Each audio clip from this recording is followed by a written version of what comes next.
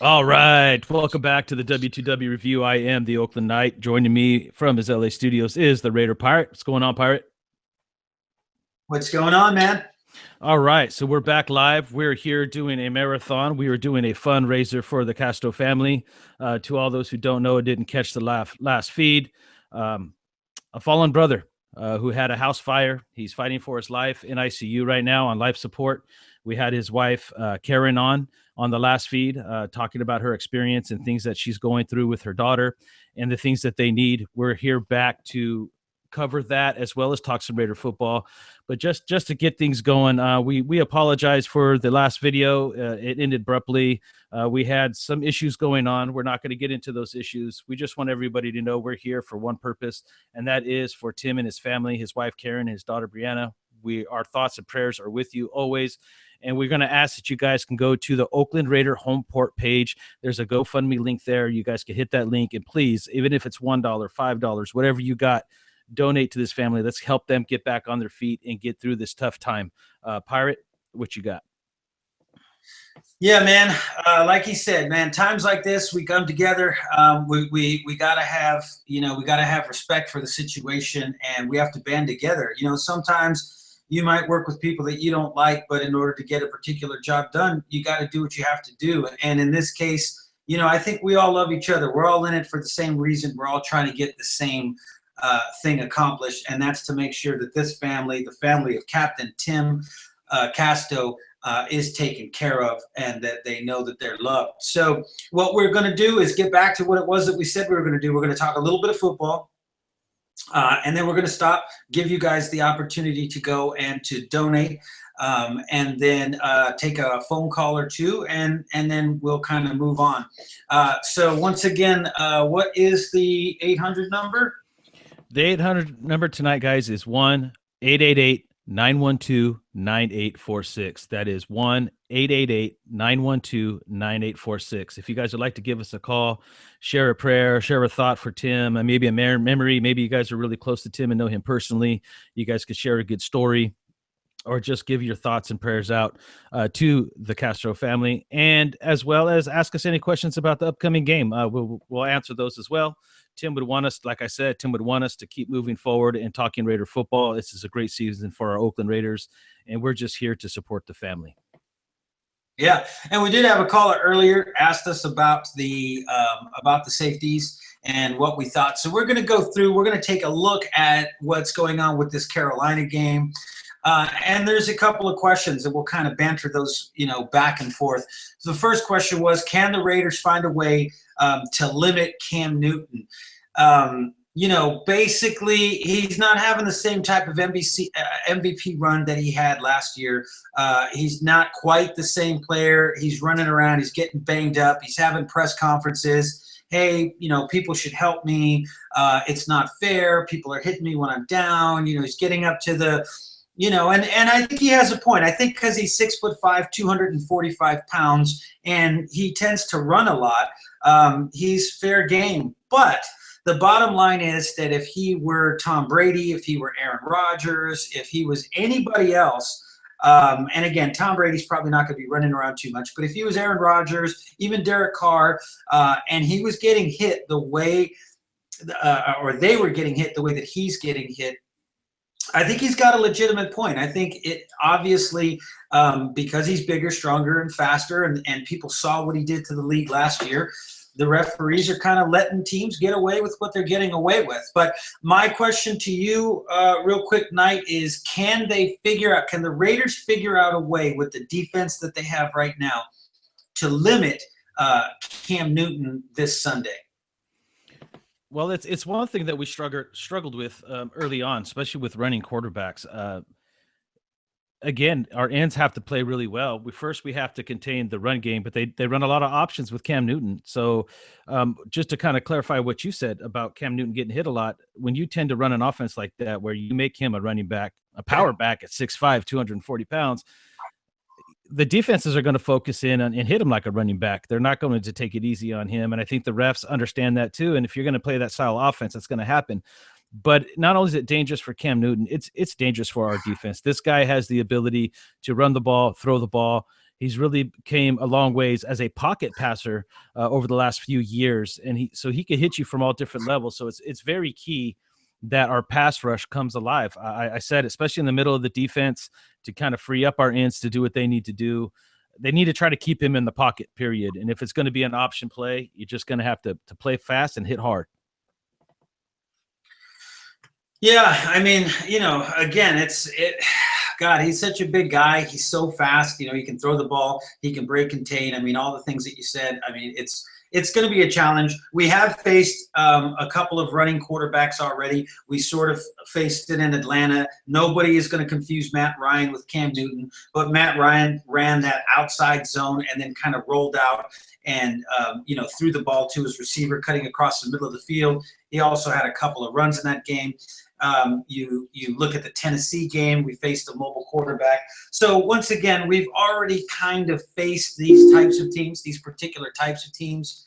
At this point, it's just we just have to see what happens from this point forward. All right, we've got a caller calling in from Oakland, California. Caller, you're on. Hey, good evening. Hey. Good evening, and Tony. Hopefully we can get others to spread the word to help Tim. Yeah, I'm sorry. Who is this? Tony Guzman. Tony Guzman. What's going on, brother man? Out here spending some late hours in the car business, waiting for my sister/client to come out of the office, but wanted to call in and certainly ask for support across the Raider Nation. Yeah, absolutely. We've got a couple of things that we've got going on here as well. Unfortunately, some things happening on the other page. But you got any thoughts on this game as well, Tony? Absolutely. We saw our run game come alive and sustain some drives and keep the clock moving at the end of the game, which is something that was, last seen probably around the Stabler days around here, but I'm looking forward to our offense being able to maintain the ball and go deep into the game and be alive in the fourth quarter for another victory. Yeah, actually, that is the second question. The question was, can the Raiders reignite the running game? We saw the running game happening against Denver, although, again, Denver was a little bit weaker in the middle. Malik Jackson missing, Trevathan gone. So they're really struggling in the middle. Houston, much stouter in the middle. We didn't run the ball very much, but like Tony just said, at the end of that game, when we had to run the ball, that 4th and 1 was huge. And again, we were able to run the ball at other times too and get the ball out to the backs. We were able to do that. Knight, your thoughts, will they be able to reignite this running game? Are they even going to go in with the plan to run heavy? Or do you think because this secondary is banged up and young for Carolina and not doing very well, that they will go after the weakness instead of the strength? Because I think Carolina is only allowing about 80 yards per game. Well, I think there's a couple of different situations here. Well, their corners are playing weak, so there's an opportunity for Carr to throw the football. So I see Bill Musgrave dialing up a lot of passes. I think it would be smart to attack their weaknesses. Every time you find a team that has a weakness, you must exploit it. They're also out Luke Kuechly, so there's an opportunity to run the ball up the middle with their best tackler, their middle linebacker, out of this game. But I like what Tony Guzman said about a guy that's reminiscent of Stabler. I think the best way, because it kind of goes back to the first question, how do you stop Cam Newton? Well, you stop Cam Newton by time of possession. The best way to hold time of possession is to run the football. So with Luke Kuechly out, the fact that we need to slow Cam Newton down, the best way to slow him down is keep him off the field. I think that we need to get Murray fired up. We need to get this trio going and just power run this football on this team, or at least attempt to. Yeah, absolutely. Tony, you got any other thoughts on that game?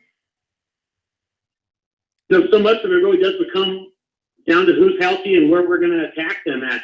We've got the strongest coach in the NFL with the mindset and the package to endure it right there to the end. So hopefully we're in a good position. Hopefully our team stays healthy and continues to move forward. Our big line up front, I think we're looking forward to a definite another victory, 34 to maybe 17. 34-17. I like that, man. Well, like Tony said, folks, and again, we're going to be doing this, all night here on this page. Tim Casto and his family need our support. They need people to come together. There are multiple funds out there. There's a GoFundMe fund. There's a CrowdRise fund. They're doing things on the Oakland Raider football page. We're doing things here on the Oakland Raider home port page. The big thing here is just to make sure that the winner in all of this is this family. They need our support. They need our donations. They need whatever you could send, blankets, food, gift cards, whatever it is. We just need to get our support out to these guys and let them know that we do care and that the Raider Nation is very strong. Tony, man, you got any superstar celebrities for us to talk to? I don't have anybody in the store tonight, but we will be out there at the 66th Avenue entrance, the exit at 66th Avenue off of 880. Anybody that's coming to the game that wants to drop off a blanket or some clothing or anything to help Tim Castro, Karen, and his daughter, please come by and drop it off at the Forever Oakland 66th Avenue mob exit, and we'll make sure it gets there. So don't hesitate to bring your team to the Oakland Raider game this weekend. We'll be out there first thing tomorrow morning, Saturday through Sunday, and we'd love to have you. If you can't make it to the game as well, you can come by 1111 Marina Boulevard and drop it off here at my office, and I'll make sure that package gets us back over to them in West Virginia. Okay, and Tony, for people that don't know, just for example, people that don't know about Mob Alley, tell them how they can get there. Well, if you make your way to the Coliseum, there's two entrances, Hagenberger and 66th Avenue. We're at the alley right across the street from the entrance of 66th Avenue. You can come in on BART, you can fly in, you can Greyhound, you can Amtrak. There's all kinds of ways to get to California, especially right here at Oakland. We've been out there since 1999. The Godfather, Greg Jones, has been setting up overnight tailgates continuously, without fail, in an effort to be Forever Oakland. So anybody that comes out here to Oakland, California, you'll find us right in front of the Coliseum for 3 nights with the longest tailgate in the NFL. And we're loud and proud. Come by and see us. It is a potluck barbecue. Everyone is welcome. All right, Tony, man. Well, we appreciate the call. Appreciate the support. That the family appreciates the support. So once again, thanks for calling in. Thanks for talking a little bit of football. Makes it a little bit easier when we got other people. Me and the Knight, we tend to talk each other to death during the day here about what we think and what we see. So it's always good to hear other voices out there. We appreciate you, brother, man. We thank you for calling in. We thank you for what you guys are doing. And again, like Tony just said, either go ahead and get it out to the Mob Alley, or you can drop it off. Is that so? What did you say, Tony? 1111. Is that San Leandro Fort? Is that the your work? That's right. That's the physical address at San Leandro Fort. It's 1111 Marina Boulevard. 1111. Just before the Coliseum, so you can get all the way there. All right, fantastic. 1111. You can drop it off there, San Leandro Fort. If Tony's not there, just say this is for the Casto, Casto family, and they will make sure that they get it. And again, folks, they badly need everything that we can send. All right, Tony, man, we appreciate you calling in, brother. Right on, Pirate. Good night, night. Good night, Tony. Appreciate you, brother. Thank you. All right, man. All right. Okay. So once again, folks, that was Tony Guzman. Tony Guzman from San Leandro, the Ford store, and big time fan. He picks up the Raiders when they come in from away games. He is part of the 66th mob. They're out there, rain, sun, and shine, trying to keep the Raiders in Oakland, trying to make sure that they don't leave and go anywhere else, that they stay where they belong. Those guys are tireless, and we appreciate everything that they do. All right, Nat, I'm going to throw another one at you here. Can Khalil Mack record a sack for the 6th game in a row? Now, remember, started off slow. We were kind of like, what's going on? Mario Edwards was missing. We weren't getting a lot of pressure up the middle. We weren't quite getting what we thought we were going to get from Bruce Irvin. But we thought this defense was going to be kind of fizzled out, and it just kind of looked like nobody knew what the heck they were doing. 10 games in, he's got 6 games in a row where he has at least 1 sack and several multiple sack games. But again, through the first month of the regular season, even though he was all pro as defensive end and linebacker, he just kind of fizzled out. Does he continue to build, or do you see him beginning sort of a regression at this point? I think you're going to see it continue to build.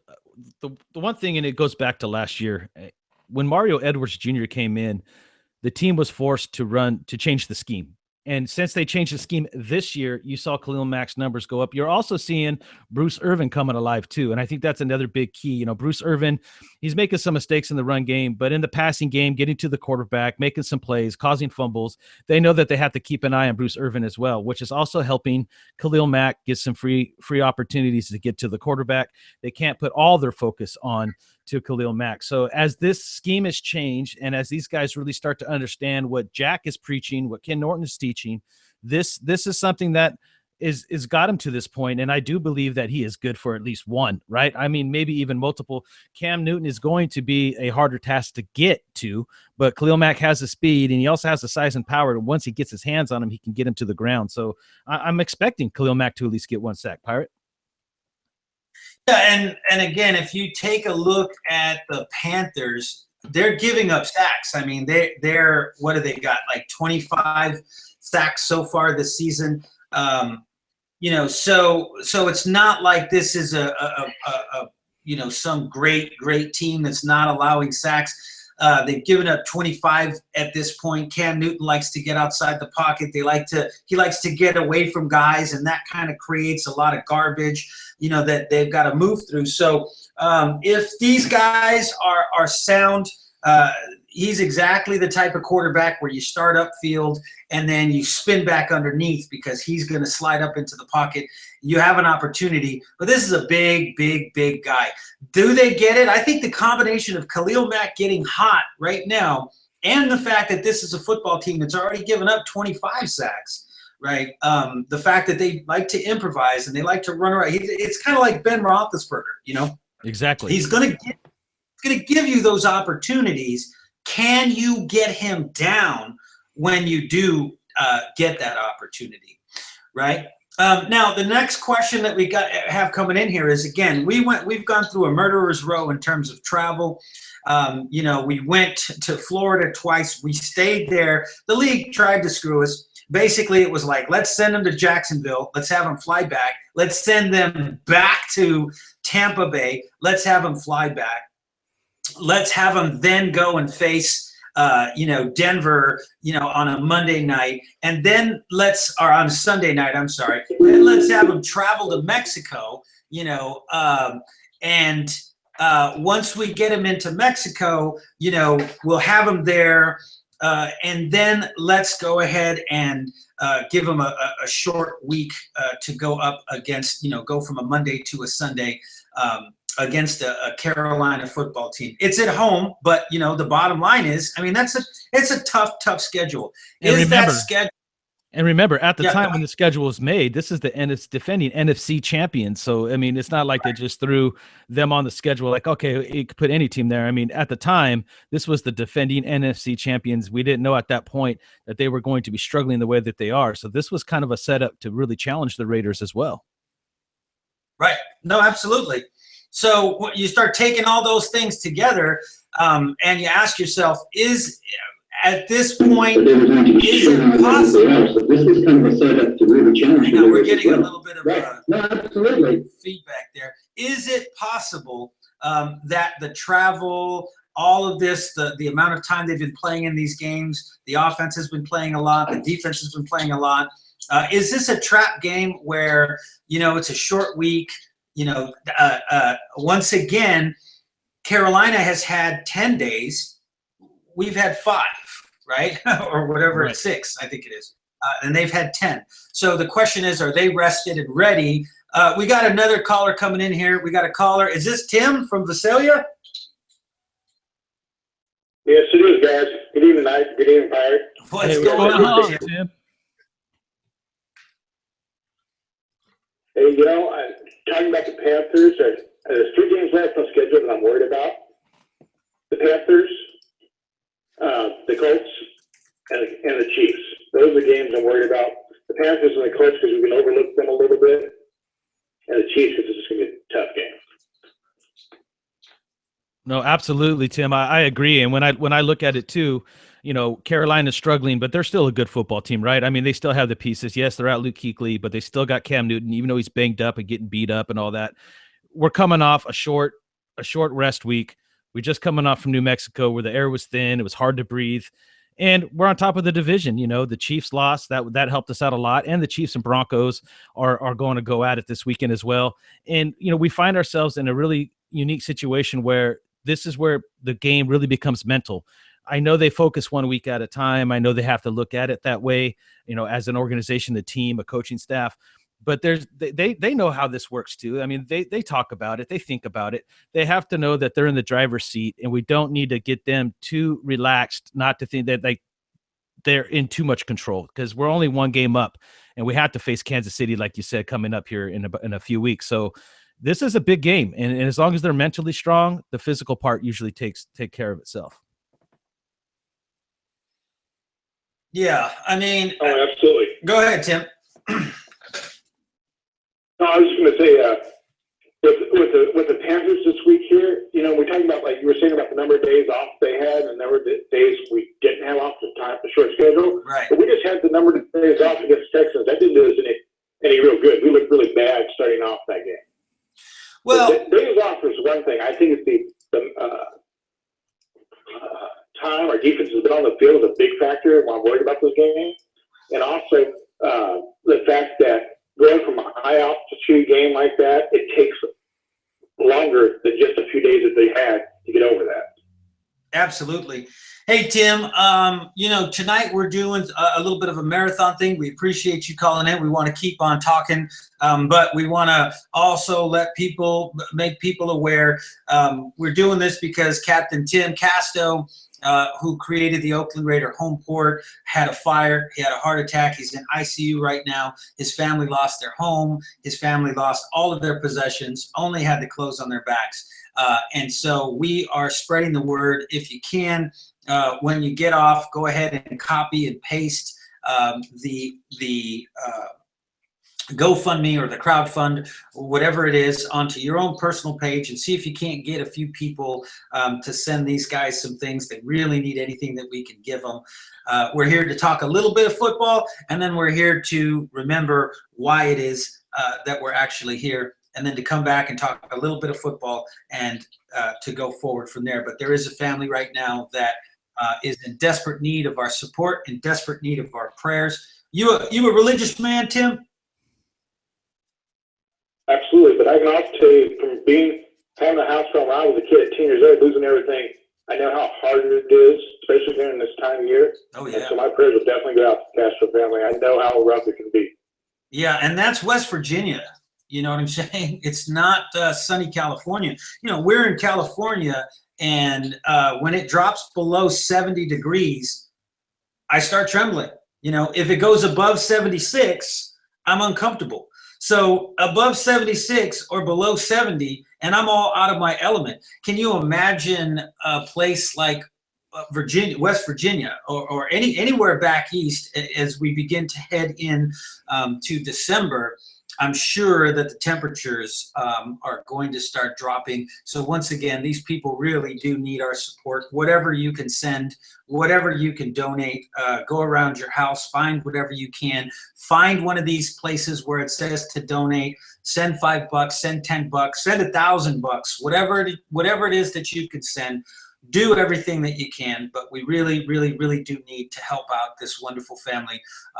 Particularly at this time of year, Thanksgiving, moving into Christmas, the new year, all of those types of things. We have to dig down. Tim, we hope that you're available tomorrow, 6 o'clock tomorrow, Pacific Standard Time.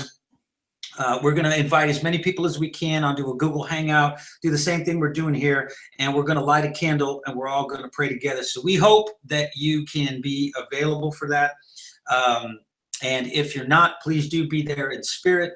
And like we said, keep them in your prayers. All right, let me throw out something here to you there, Tim. Let's get your thought process on question number 5. Will Greg Olsen be a factor in this game? Knowing the fact that we could not stop Fedorowicz, who just is, again, the equivalent of Lee Smith, a blocking tight end, a guy that is not known. This is not a Tony Gonzalez. This is not a, even a Clive Wolford. This is a Lee Smith type guy, CJ Fedorowicz or Fedenkowicz or whatever his name is. This guy was running all over the place, catching balls. I mean, it just looked crazy. We never double teamed him. Malcolm Smith came up with the one play where he made the interception. But by and large, we made that guy, CJ Fedorowicz, look really, really, really good. Greg Olsen in his prime when he came out of college. He came out at the same time. What was our tight end's name that we got from Zach Miller? Was it Zach Miller? Zach Miller. Yes. I always liked that kid. They came out at the same time. I think Olsen was ranked number 1. Miller was ranked number 2. I always loved Zach Miller. But when he came out, he was a monster for a number of years. He's slowing down now. He's 31 years old. But he still leads the Panthers in receptions and receiving yards. He's got 54 catches for 745 yards. Do you think, Tim, that we're going to be able to keep him contained? I mean, you got to keep Cam Newton contained, which is hard to do. And then the weakness of this football team is stopping the tight ends, something else that is very, very difficult to do. What are your thoughts on being able to contain Greg Olsen, Tim? Well, like any week, we're going to have to come out there with the attitude is we're not going to contain anybody, not with what we're doing right now. What we're going to have to do is make the turnovers happen. That means getting in Newton's face. That also means anytime that Olsen gets the ball, Carl Judson needs to be that hit man that he seems to want to be and make sure that he pays for every time he goes catches that ball. Those are the things we're going to have to do to make this work. Knight, what are your thoughts? No, I totally agree. Greg Olsen is a guy that could really take over this game. But once again, it starts in the trenches. If we can get Cam Newton a little flustered in the pocket or even outside the pocket, get some good hits on him, that's going to disrupt the timing. And that's step number 1. Step number 2, like Tim mentioned, is if we're going to give up the catch, make them pay for it. Make them feel it. Let them know that we're going to be there. You might catch the ball and you might get a few yards, or you might even get 15 yards, but we're going to take you down, and we're going to take you down hard. And then after that, I think the turnovers are key. We just need to make the plays when we need to make them. We've been caught slipping all year long, the bend and don't break type situations we always find ourselves in. It's about holding our own and making sure that we got the time of possession. I'm going to bring it up again. I think this is a place where we run the football. We remind you to catch all the action. Buffalo Wild Wings commercial. Our sponsors, Buffalo Wild Wings, they tried to, but we had to hold them off for a second. Go ahead, finish your statement. No, I was just saying I think it becomes a time of possession type situation, and this is where running the football this game, a lot like the Denver game, will help us out a lot. Yeah, and again, like Tim said, I think that really, really good points. I mean, we're not going to contain anybody. You know what I mean? It's just kind of like we're going to bend, we're going to bend, we're going to bend.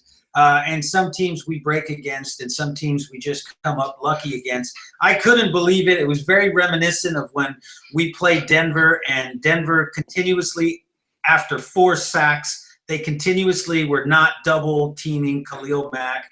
And Khalil Mack said it himself. I couldn't believe it. They weren't double teaming me. Same thing happened in this game. CJ Fedenkowicz, whatever it was, we never doubled the guy the entire game, and he just kept on, and they just kept throwing it to him. I mean, it was crazy. It was like, who is this guy? I don't even understand that. And he played well. But just like what Tim said, Carl Joseph came in there, knocked the snot out of him, made him kind of realize, hey, what the heck's going on? So we got a guy, Kenneth L. Southard. No, Tim Casto did not die. He is still in ICU at this time. He needs prayers. His family needs material support. Tim needs spiritual support. He needs us to put him on high, to put him before the Lord, and to ask the Lord if it's his will to send him back healthy, 100% healthy, and bring him back to his daughter and bring him back to his lovely wife. She every time you talk to her, you can hear it in her voice. She's just saying, you know what, I'll give it all away. And it's been taken from her. It's been taken from her, folks. It's been taken from her. All of it's gone. The house is gone. Everything. We left with the clothes on our back. It's been taken from her, but she's saying, I just want my husband back. Her daughter, young lady, beautiful young lady, said, all I want for Christmas is my dad. It just breaks your heart. It breaks your heart. It really does. It makes you think this time. So Kenneth said, I just read about the issue last night and I saw this and I was like, oh no. Well, you don't have to worry, Kenneth. You know what? He's hanging in there. He's fighting the fight of his life. You know, and like we said, his family is as well. If you want to call in, Kenneth, we are taking phone calls right now. If you knew Tim, if you were familiar with his page or the content on his page, go ahead, give us a call, and we would love to talk with you. We'd love to hear from you about that. So, all right. So again, we're talking a little bit, and then we're going to come back to what it is that we're really here for, which is to get the awareness out there that we need to help this family. And then we'll jump back into a little bit of football. Like I said, I told Buffalo Wild Wings, look, hey, calm down. You guys got to stop. You know, we'll put you in when we can. It's contractual. You know, what do? You know, they're paying us millions of dollars. So, you know, we got to get them in. But let's take a look at the injury report really quickly here, Tim, while we got you on the line as well, Knight.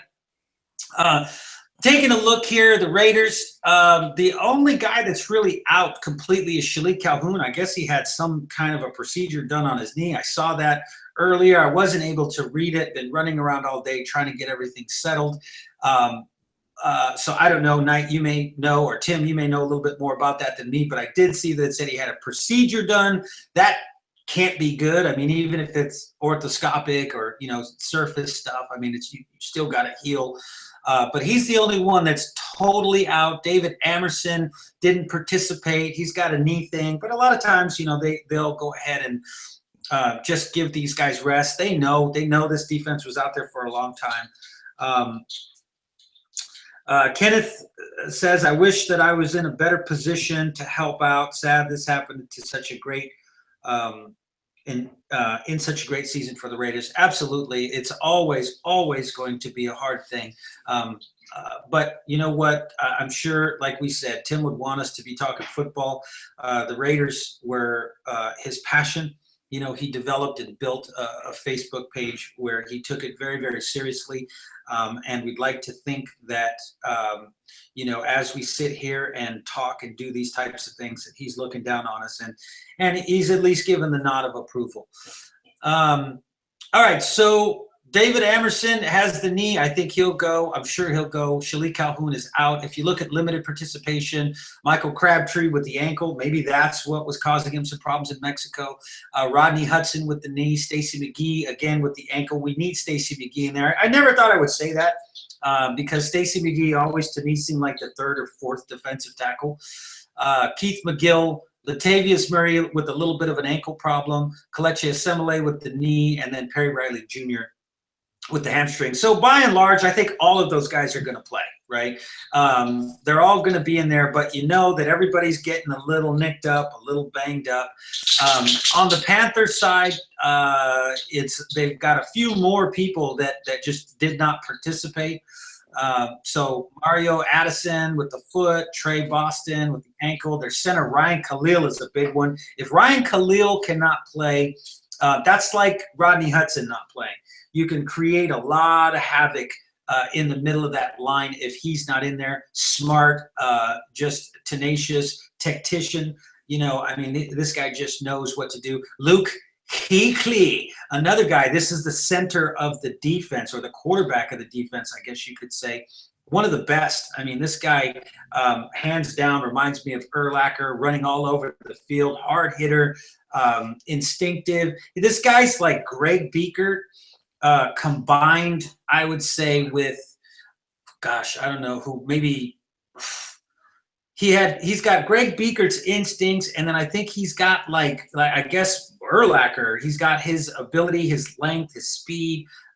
Just an incredible kid. Got a concussion right now. That's good for us. Hopefully he stays concussed. Michael Oher, sorry. with a concussion as well. So he's still in the protocol, Zach Sanchez. And then limited, they've got cornerback Leonard Johnson also has a chest problem. But so they got a lot of guys also that are banged up. Whether it's going to be a big deal or not, only time will tell. But what are your thoughts on that? Me or Tim? Well, Go ahead, Tim. Our Cajon, and it's going to be a big blow to us in a lot of ways because of lack of rest our defense has had over the last couple of weeks, and that coupled with McGee having the injured ankle, it's going to make it rough. So it comes back to what I've been thinking about the offense.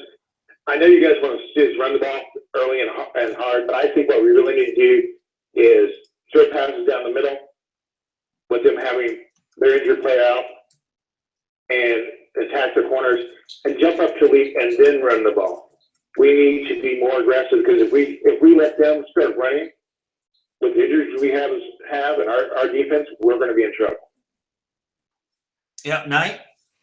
No, I could agree to that. I mean, what Bill Musgrave's offense is designed for anyway, with these screen passes and draw plays and whatnot, they're kind of an extension of the run game, right? They're okay with getting 3 or 4 yards on a pass as long as it sets them on a 3rd and short. So I could see that being the way they play it out. I said earlier, you got to exploit the other team's weakness. It's a question: do we want to try to make this a shootout, or do we want to control it the way we did the Denver game? I mean, either way works. I mean, I think maybe you come out trying to establish the run, just see what kind of, without Luke Kuechly in there, and go from there. You mix it up a little bit. There's options.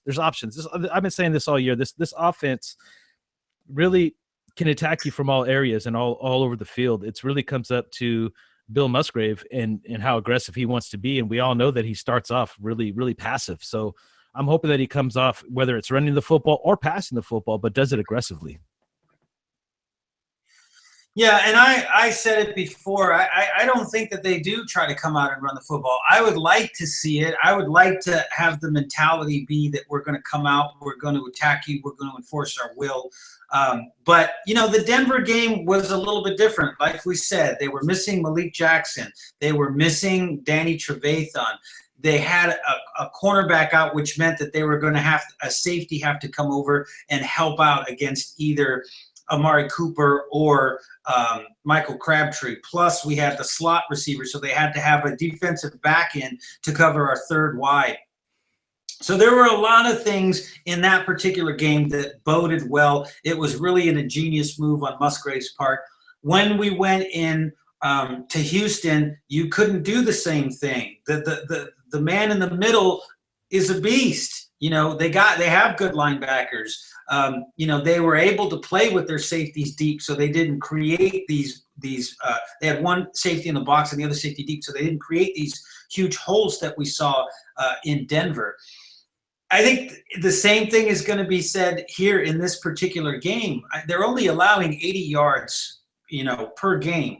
And that seems like a lot. That could seem like a lot, but at the end of the day, it's not. When you look over the course of a 10-week period, and they're only allowing 80 yards a game, and we're allowing 120. Well, you go ahead and you take 40. That's 400 more yards. Our defense is giving up 400 more yards, than their defense is. So they're certainly stout against the run. In my opinion, I think what they're probably going to do is exactly what Tim said: come out, do what Musgrave has done all year long, try to get some run after the catch, throw the screens, throw the draws, make them defend the entire field. And then as the game begins to wear on, once we fall behind or we're only up by 3 or something like that and time is ticking down, Musgrave will get a little bit more he'll start to pull out the gunslinger. I call Bill Musgrave Dr. Jekyll and Mr. Hyde. And it's if you look at it, it's happened now over the course of 10 weeks. It's happening with Derek Carr, and you may look at Derek Carr and say that, but the calls are coming in from the offensive coordinator. So you look at the first quarter, he's terrible. I mean, he's terrible. He's predictable. But again, that's where they're setting up, hey, you got to defend the entire field. You don't think that we're going to throw it to our wide receiver and have him lose 2 yards? You're wrong. You got to tackle him. You don't think that we're going to try to run a draw with our fullback you're wrong. You got to tackle him. We're going to do that. We'll punt the ball. We've got a good punter. We'll get it out of bounds. We'll play field position, X, Y, Z. So when you start to look at that first quarter, they're terrible because he's figuring out what's going on. The second quarter of almost every game, moving into the last 2 minutes of the game, both Derek Carr and Bill Musgrave Bill Musgrave calls a beautiful game, and Derek Carr executes it beautifully. Then they go into the locker room, and then they come out, and their adjustments are terrible, and they don't do anything. So, they get the ball at the half, then they come out, then they punt the ball or throw an interception or get so many penalties that they have to punt, whatever it is. And then the game gets closer. Then we get into the fourth quarter. And then, like I said, all of a sudden, Dr. Jekyll goes to sleep and Mr. Hyde pops out and starts tearing everything up, throwing chairs through windows, tearing his clothes off, and everybody's like, oh my God, what the heck is going on? It's Mr. Hyde. Mr. Hyde is here now, right? It's no longer Dr. Jekyll. So in my opinion, that's what's happened all year long. And we have a fact pattern. We can see that that's what's happened all season long. So you can probably guess that they're going to come out in the first quarter. They're going to not try to run the ball to establish dominance because that would show their hand. They're going to run the exact same thing that they have been running. It'll be a low-scoring first quarter. They'll come out right before the half and we'll either tie or go ahead by 3 or 7. Then we'll go into the half, come back out. We'll be fairly ineffective in the third quarter. And then in the fourth quarter, we'll Derek Carr will pull something out because he's money like that. And we'll win a game that we probably should have dominated. We will win in probably within the last 4 to 5 minutes. No, I think some of that has to do with our quarterback in a lot of ways because he's a very smart guy. And what he does is he learns what the defense is doing in the first quarter. And in the second quarter, down the last 2 minutes, Musgrave kind of gives him more of a hand of what he can do. And he picks apart the defense. And then you go to start of the second half, you got Musgrave comes back out and says, well, this is what we're going to do. And Carr's still formulating what's going on with the defense, see what their adjustments are. And in the fourth quarter, watch the difference. You'll see more times where he just pulls out of a play and he makes the adjustments. I think it's more about our quarterback than it is our offensive coordinator being good. Well, yeah, but what I'm saying is we're talking about the plays that are coming in. I doubt, and I think that as the season is going on, we're seeing a little bit more of that. And if you were to tell me the first 4 or 5 games it wasn't like that, I would agree with you 100%. 100%. I'd be like, yep, Derek Carr's checking out. He's much more comfortable. Musgrave's giving him the ability to call the checkdowns at the line. But that's not what happened. What happened was it's been this way for 10 weeks now. It's not Derek Carr. It's not just Bill Musgrave. It's Bill Musgrave's philosophy. Derek Carr is carrying it out. And both of these guys, when the match gets lit, Musgrave calls a better play. And when the match gets lit, Derek Carr makes the play, right? So, again, if you look at a lot of the plays that we left on the field in the Houston game, there were big plays there. There were plays to be had. We just missed them, So that's my ball of wax anyway. Well, yeah, and you got to remember. Well, yeah, and you got to remember too. You're getting some. Hold on. So, with every play that's called, there's an audible to that formation. So when Derek Carr is calling an audible, it's usually designed by Bill Musgrave anyway. I mean, yeah, he might change it down to a different play. So what happens is the offensive line may have a different assignment, the running back may have to shift, or the receivers know that their route's going to change and the hot read changes.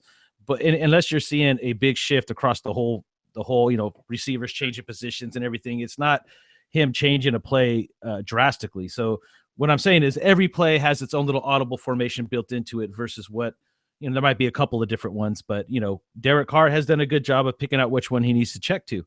But again, you got to give credit where credit's due, and that goes to both of them, right? I mean, they're slowly but surely getting more and more on the same page. Remember, this is only the second year that they're working together. It's just going to get better from here. And I think that we're already seeing that. It's really just comes down to philosophy and when they're going to be aggressive versus when they're not. Damn Buffalo Wild Wings. Yeah, no, I mean, I agree. Like I said, I'm not saying that it's either Bill Musgrave or it's Derek Carr. I think these guys are perfect for each other. I really do. I think that if you combine what it is that they're doing, I think with any other quarterback, I think if you take Blake Bortles and you put Blake Bortles together with Bill Musgrave, it's not going to work.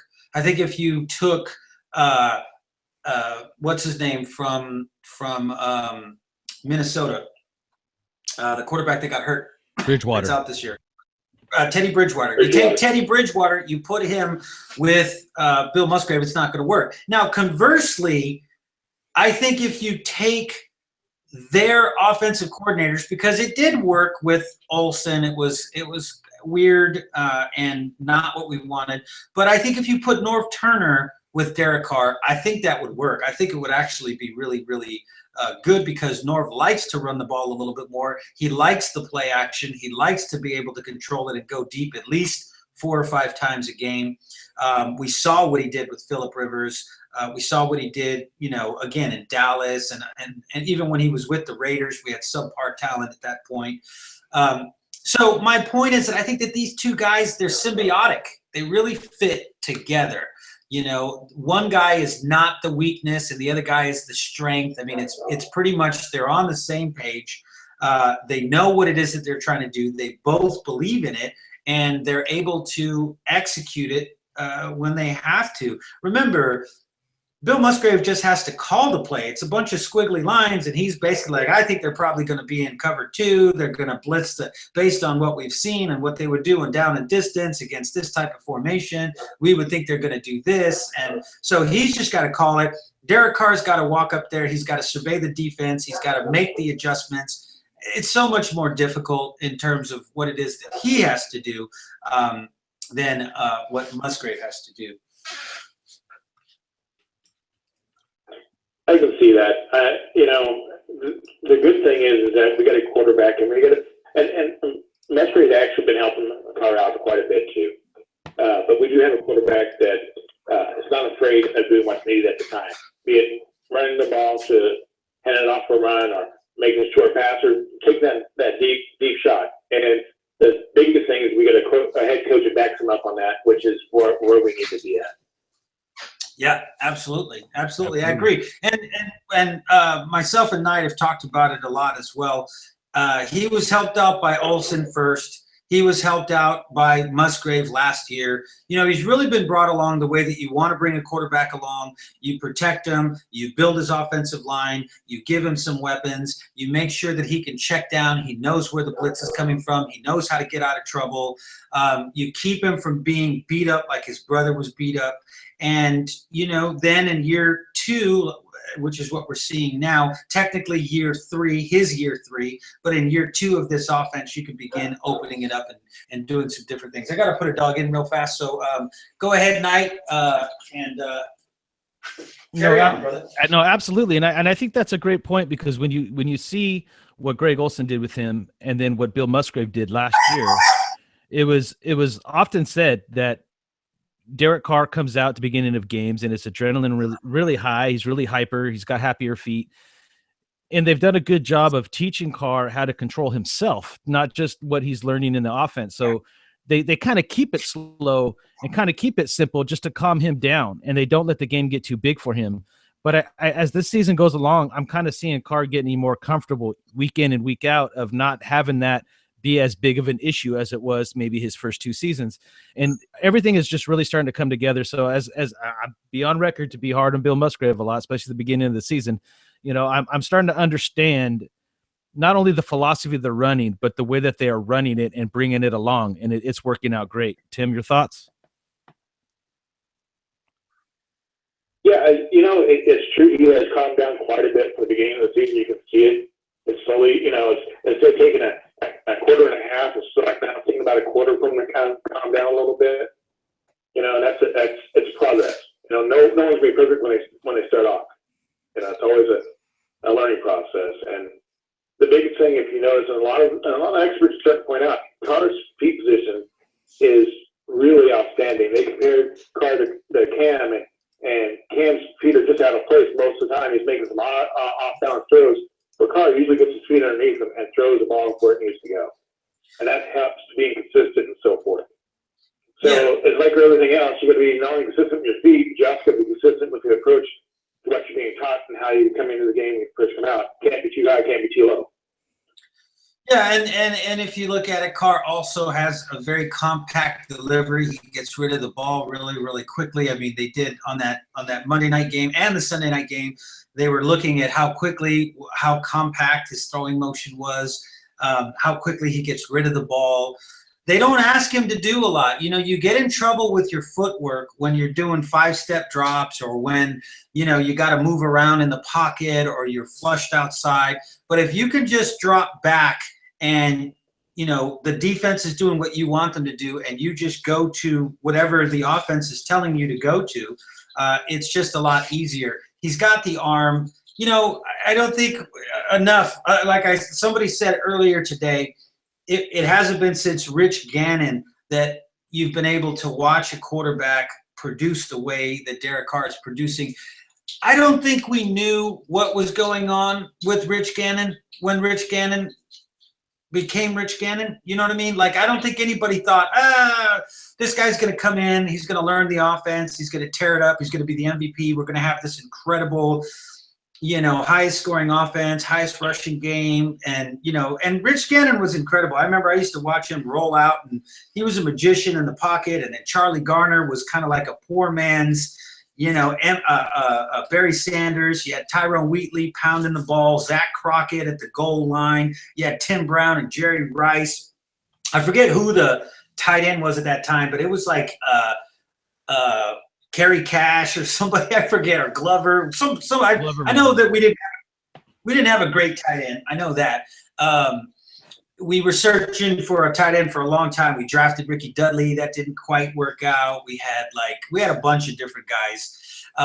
But you know, that was an incredible offense.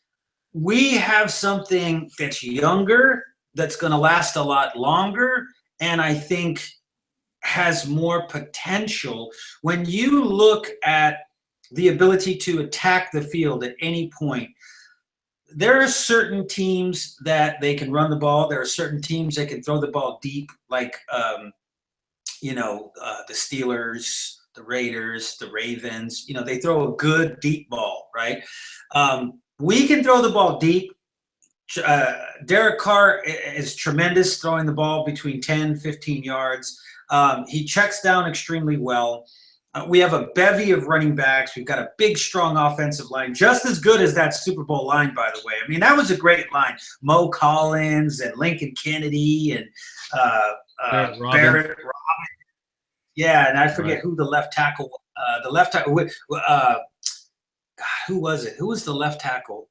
We had Mo Collins was the right tackle. Lincoln Kennedy was the right tackle. Mo Collins was the right guard. Barrett Robbins was the center. Mm-hmm. Who was the left guard and the left tackle? I can't recall right now.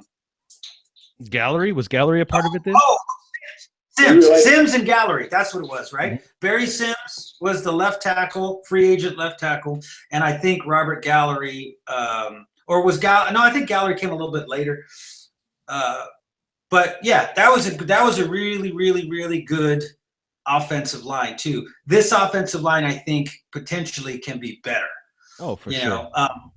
They had us hands down defensively, though. That 2000 team, even though it was a bunch of old guys, Romanowski, Woodson, Eric Allen, Charles Woodson.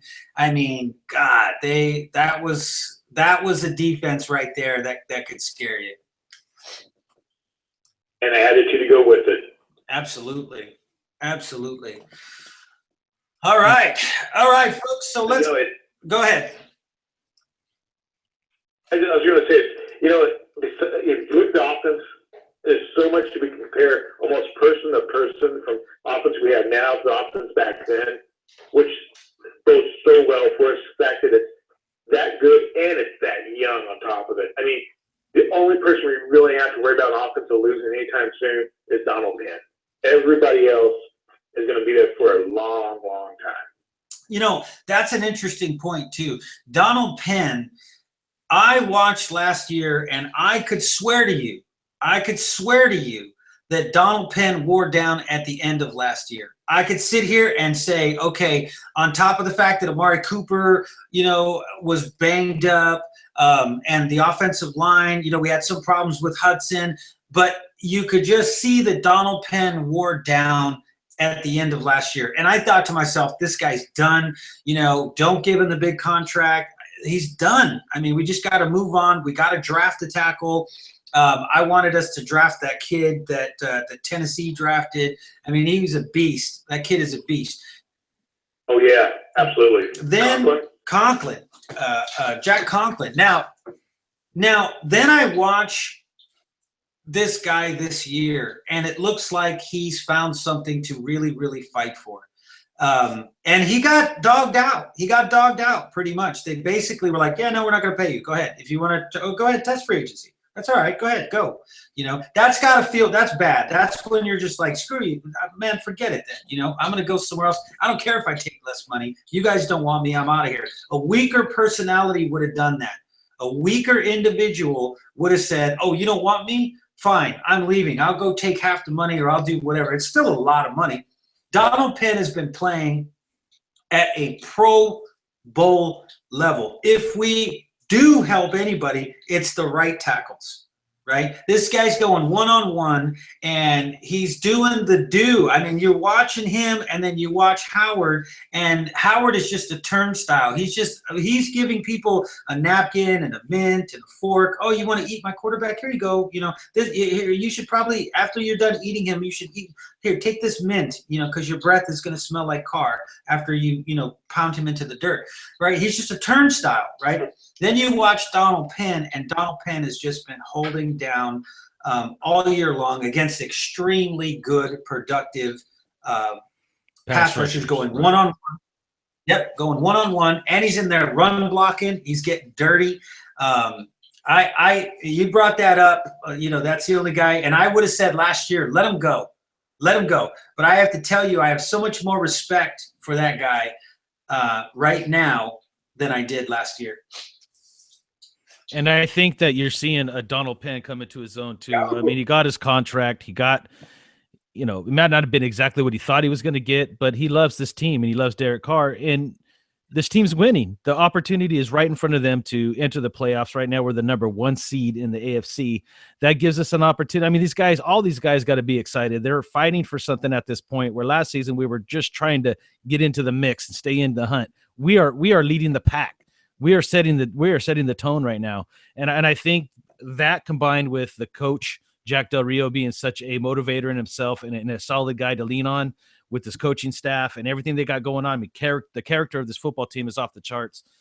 And this is just the beginning. And we say this a lot, we're not even seeing our best yet. The defense ain't where we thought it would be. It's going to get better. And this offense could do a lot more once the defense starts giving them better field position. We've seen it already at times this year when the defense is playing good and we got great field position. We're harder to stop. So the greatness of the Raiders is in its future. And that's what's great. I mean, we're saying that here, we're 8-2 and the greatness is in the future. And it's an amazing time. We've waited a long time for this. Absolutely. All right, let's take a break real fast. Let's take a break real fast here. Come back to what it is that we're here for, folks. So those of you that are watching, those of you that are going to watch in the days to come, we want to let you guys know that we are here tonight because of Tim Casto and his family. Tim was in a fire. He had a heart attack during that fire and died 3 times already, was brought back to life. He's in ICU right now. He's fighting for his life. We need prayers. We need donations for his family. They lost everything. And it would be great if you guys could go here on this page, on the Oakland Raider home port page. You'll see a place for donations. Please go there. Please consider donating and doing something for somebody who has tirelessly done things for people on this page. He puts together all this content. We're humbled that his wife asked us to come on here and do this for him. but he tirelessly took the time and the effort to educate Raider fans, to make sure that Raider fans had some entertainment. There's a quote by Thomas Carlyle: "Permanence, perseverance, and persistence in spite of all obstacles, discouragements, and impossibilities." So once again, permanence, perseverance, and persistence in spite of all obstacles, discouragements, and impossibilities. It is this that in all things distinguishes the strong soul from the weak. We have got to be strong. We have got to think of the permanence of what we have here, the perseverance of moving forward, and the persistence to not give up, the persistence to not think that anything bad is going to happen or negative is going to happen. We have to be able to come together as a community, as a group. Like anything else, folks, I know it's hard. I know everybody's struggling, but if you have $5, if you have change around your house, if you have, $10, $1,000, you heard me, you out there, I know, I see you, you have $1,000, you don't even need that $1,000. You could send it to this family. They really, really do truly need it. I saw a lot of things on Black Friday about going out and buying a bunch of stuff, going to Walmart, fighting with people, choking people, knocking people over so that you can get the newest Game Boy, so that you can get the newest phone, so that you can get the newest piece of electronic, entertainment, for Christmas or whatever it is. And I'm not against that. Trust me, I'm so totally like, if you want to buy me one of those, I'll take it. But what I'm saying is there are people out there, folks, that really do need what it is that we have to offer. All right, we got a couple of callers popping on. I'm going to put you on hold for a second, Tim. Just hang on there. We got a caller calling in from Inglewood, California. Caller, you're on. Hey, what's up?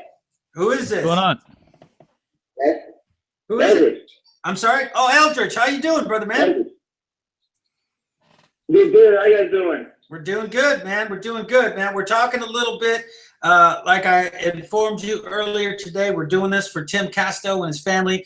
We're talking a little bit of football. We're hoping that we can get some people to donate to his family. We're hoping that you could copy and paste what you see on this page. Go to the Oakland Raider home port on Facebook. You're going to see that there is a place where you can donate there. If you could copy and paste that on your own page. And they're in Virginia, West Virginia right now, and they could use anything they could get. But while we're doing that, we also want to entertain some people, talk a little bit of football. We're talking right now about the Carolina Panthers. We're talking about the Raiders. We're talking about old school Raiders, new school Raiders. Tell us what your thoughts are either on this game or what you think is going to be happening here coming up in the next couple of weeks.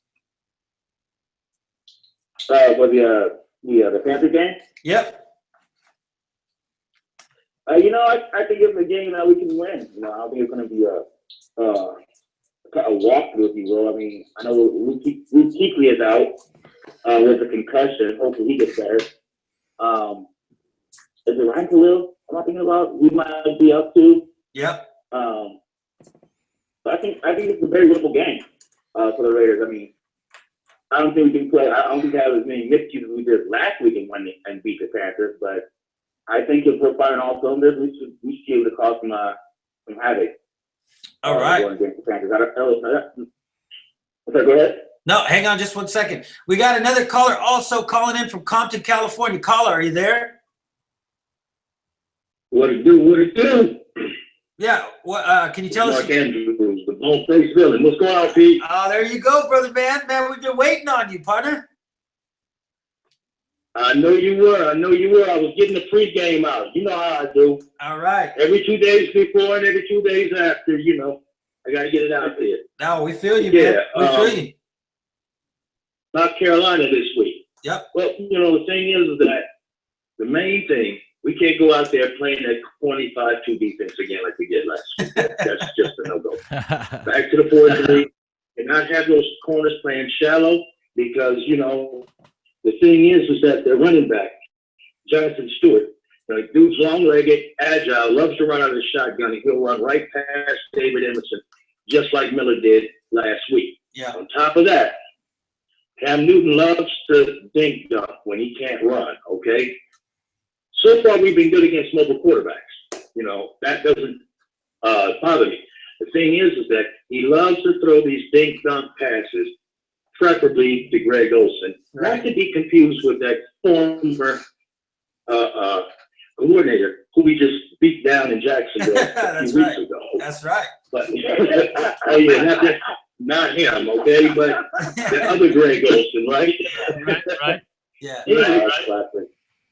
Yeah, well, yeah. I mean, I used to call him Greasy Greg. I mean, that guy is like, no, never mind. Anyway, going back to what I was saying, we got to shut Greg Olsen down because that is his strongest, that is his favorite target, and that's the strongest suit right there.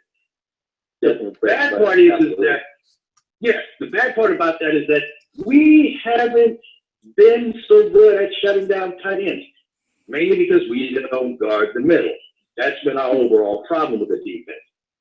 Now, offensively, I say this. Probably going to be cold and wet. Maybe not raining. I know it'll probably rain, maybe tomorrow. But the thing is, because it's cold, and this is what I say, probably run power, primarily through Latavius Murray. He's a good power back. And the thing is, throw short passes.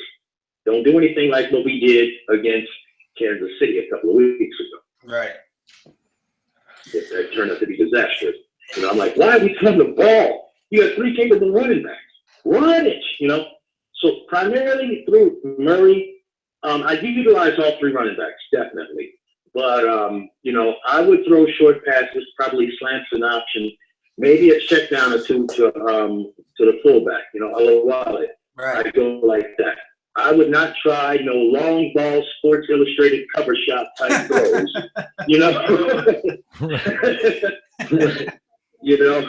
downfield, and no spectacular one-arm grab. But no, I wouldn't even try for that. Right. I wouldn't. I mean, but the thing is that, and I will say one thing, despite all that, to beat the Panthers, in my opinion, I think we would have to at least get 14 to 21 points by halftime. I mean, completely dominate them and bust Ron Rivera and Cam Newton's spirits. Yeah. No, absolutely. Absolutely. All right. Eldridge. Definitely. Okay, Eldridge, you there? All right, so this is Mark Andrews. Eldridge is also on the line. The Oakland Knight is also here. Eldridge, your thoughts on what Mark just said? I thought you had a good point. I kind of disagree with not showing the long ball because I think the cornerbacks for Panthers are successful with big plays. I think going at the linebacking core, there's one thing the Panthers defense does have is a good linebacking core. So it's kind of hard to beat them. Even without Keekly, Thomas Davis is still serviceable. Like, not still serviceable, he's still a great player. I can't remember the other linebackers right now, but I think I'd be playing right into your strength is to attack the middle. I say attack those corners. Do what the Pittsburgh Steelers did to them. Demoralize them. Knight, what are your thoughts, man? So I believe all the quarterbacks are young, if I'm not mistaken. Problem with that is that, we tried that against Kansas City. In the rain, by the way. In the rain. In the rain. Yeah, in the rain. And it's going to be raining again, probably. The ground will be wet, That's the problem. Is it going to be raining? Yeah. It just might be. Yeah, see, that's the thing. Other than that, I'd agree with you. I'd say, oh, no, go for it. But, if it possibly rains, okay, again, you're going to have a lot of missed catches, a lot of bobbling. The ball, this was one of the problems we had with Kansas City. I mean, other than that, I'd say, oh, yeah, strike one through the air. No.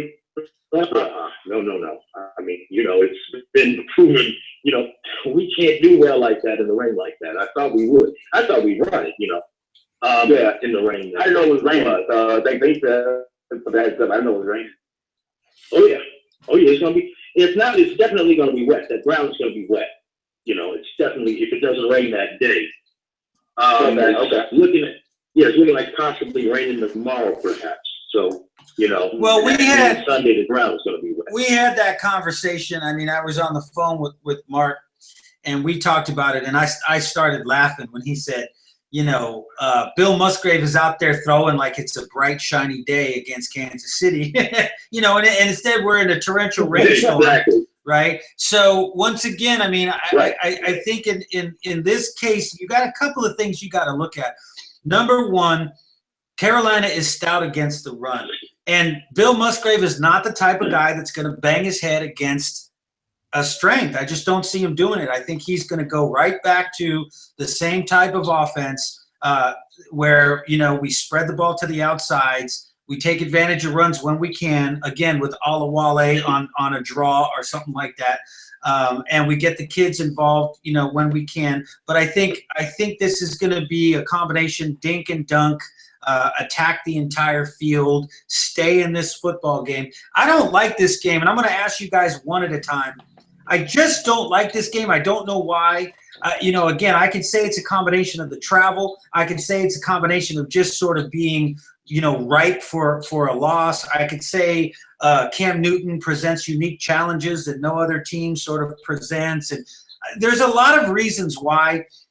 But for whatever reason, I just don't like this particular game. So I'm going to start with Knight, and then we'll go ahead and move to Mark and then to Eldridge. We're just going to go along this line that we have here at the bottom. So, Knight, what are your thoughts? If you had to say something that troubled you about this game that just doesn't feel right, what would that be? Well, you brought up a lot of good points already. I'm getting some feedback. Hold on here. I was going to say, that's not an answer, man. Yeah, I know. I know. All right. So, anyways, I'm getting some mad refurb. It's refurb. What are you talking about, man? Refurb. It's not legal yet. It's not legal yet. It's that reefer. Brother, All right, here it is. All right, I think we fixed it. We're good. Get that reefer point. There's a lot of things that we, as Raider fans, we always focus on the other team's weaknesses and how we feel our team could exploit those through our strengths, our wide receivers, our quarterbacks, etc. The biggest thing that worries me is the traveling that we've done already and coming off such a short week, playing in Mexico where the air was thin. Their bodies ain't going to be fully recovered. They're on a high. This is a mental game. I think a lot of people take for granted how mental this game really is to get yourself geared up. And when you hit that point where your body is just really fatigued and you're coming off a game where in altitude where there was no oxygen, you had to walk uphill to get to your locker room, and then you had to fly home, and all of a sudden you got to face a guy like Cam Newton who's 6'5", 240, and he poses all these problems. If we don't come out strong, it could be a long day for the Raiders, and I think we overlooked that. I think that regardless of how banged up they are and how they struggle, our fatigue could really play a part in this game. I mean, it's one of those wait and see type things, but we've done a lot of traveling, and I think that Mexico trip was like the icing on the cake. I mean, it's going to be interesting to see how this team is prepared all week. Yeah, Mark, what's your thoughts on it? Is there anything that sticks out to you in this particular? I know you just released, Mark. Why don't you tell people where they can? I think you posted on our page, but do you post it on? You posted on Oakland Raider football page. Do you post it on your own page too, or?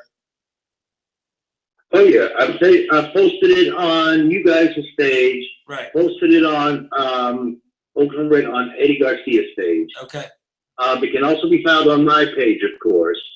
It can be found in All In Raider Nation group, my group, my home group, Silver and Black Syndicate. Okay.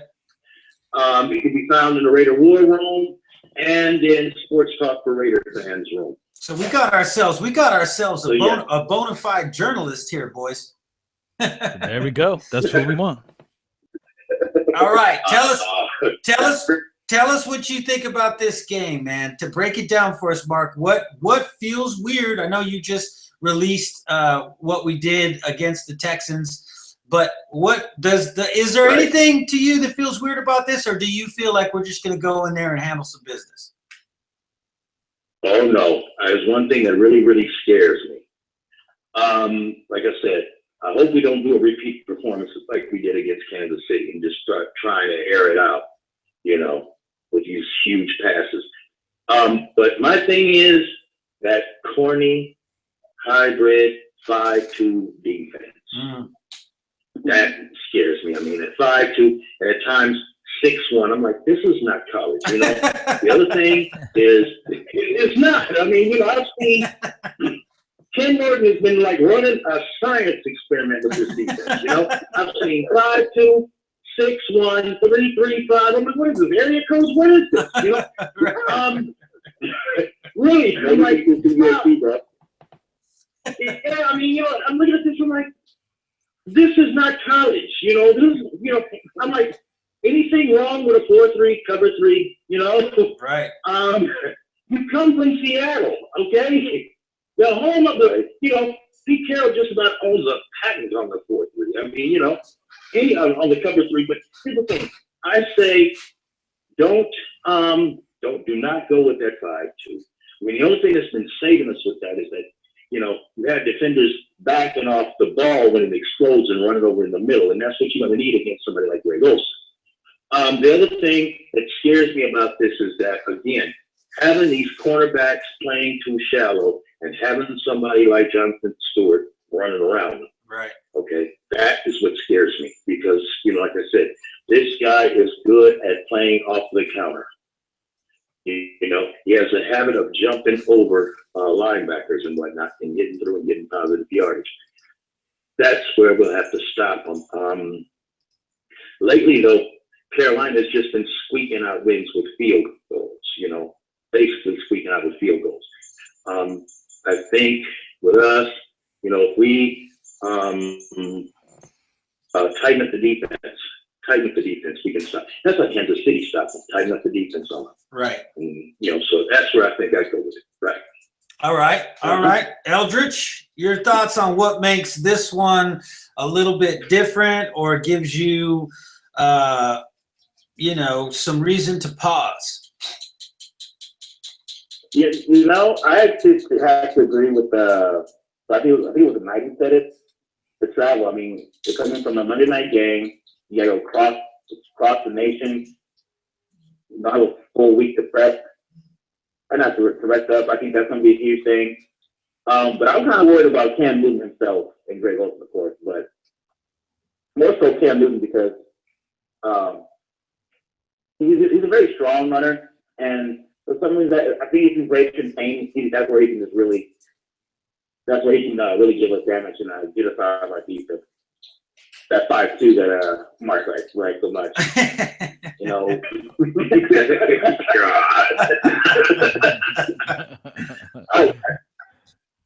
I think the linebackers is going to be a tough game for them. Our linebackers, we got to keep it. There's got to be a quarterback spot. We can't just play straight up against Cam Newton. If we give us a lot of him, it's going to be a long day. Yeah. He's going to be jazzed all day long. So I don't know what he just said. I was just thinking it'd be great if we had Alton Smith back right about now. Right. Right? It'd be lovely to have him back right about now. If we had him right about now, oh, no doubt, we could take him out. You know. The NFL is going to wait. So, the NFL is basically they're going to wait until we get into the playoffs before they move on him at all whatsoever. They're not going to do anything. They're going to hope that we do what we did in years past and lose the next 6 games in a row and miss the playoffs before they move on him.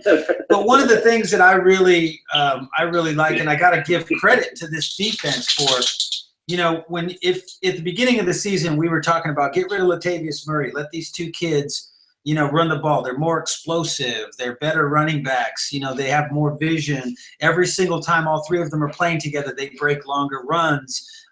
Just all of these different. Latavius Murray's falling sideways instead of falling forward. You know, he runs too high. He's not getting any yardage. But, you know, you got to give it to this coaching staff, man, because if you look at the travel, and we were just talking about travel, if you look at the fact that you were going to travel to Florida and they didn't know that we were going to stay there, they were going to have us travel there, come back, travel there again, come back, you know, go, you know, out to Mexico and have to walk up 180-yard, you know, freaking walkway to get back to the locker room, right? And over. So the field itself was at 7,500 feet and the locker rooms were at like 8,000 feet.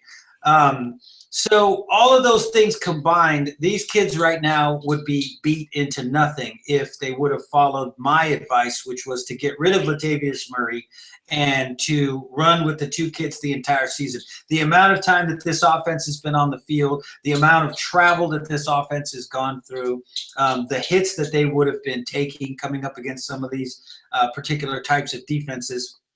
I have to give it to this coaching staff. They're methodical. They really think in the long term. They understood, look, we're going to have to rely on Murray until these running backs can get up to speed. We don't want to burn them out. We got a lot of travel. I mean, these are all things that you think about at the very beginning. We were making I was making snap judgments, in preseason, because I was just like, come on, man, Latavius Murray, get him out of there, But, you got to give it to this coaching staff. They've really had sort of the long game looked at. So that's going to be the next question here. We'll drop it over to you, Knight. Your thoughts, if we make it into the playoffs, and let's just say we have a decent time in the playoffs, and again, I mean, let's say we make it in and we get bumped out the first game and the offense is horrible and the defense gets blown all over the field. It's a different conversation than if we get to the championship game and barely lose. But in your opinion, looks like Mark, you got to go.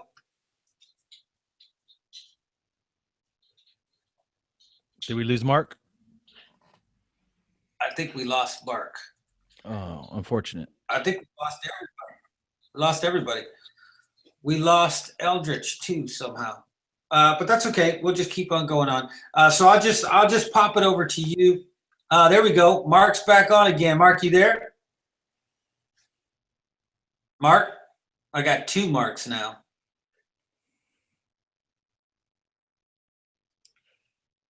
Mark, can you hear us? And there goes Eldritch. Eldritch, can you hear us? I got two Eldritches. Oh, this is weird. So we had two Comptons, two Inglewoods. Can anybody hear? Is anybody there? I see their thing is moving. You know what? Maybe the audio options cut out. I see two Inglewoods at this point, and I see him talking. I can see something going on there. Maybe we have to restart up. Let me restart up the Well, maybe they could hear you, so let them know what you're going to do there. well, they're gone now, so Okay. they both All right. popped out. Okay. So anyways, yeah, we're always trying to figure out the kinks, trying to figure out what's going on here. What we're doing tonight has never been done before, so we decided we would go ahead and give it a shot. We're trying to simultaneously go live from a few different locations with phone lines, go lives, and everything else, and do a marathon and try to raise some money. So, so we There's a lot on the decided we were, table, guys. Yeah, a lot of the yeah, we're just gonna push it all to the middle and just go put it all in. So, so anyways, like I said, for you, Knight, the coaching staff, what are you thinking? Like I said, it would be obviously different if we got bumped out of the playoffs, the first round, and everything was horrible. And if we got bumped out in the championship game and we lost by 3 and we played a really good game, but the Patriots, just beat us in Foxborough. But let's just say in general, let's say it's somewhere in the middle.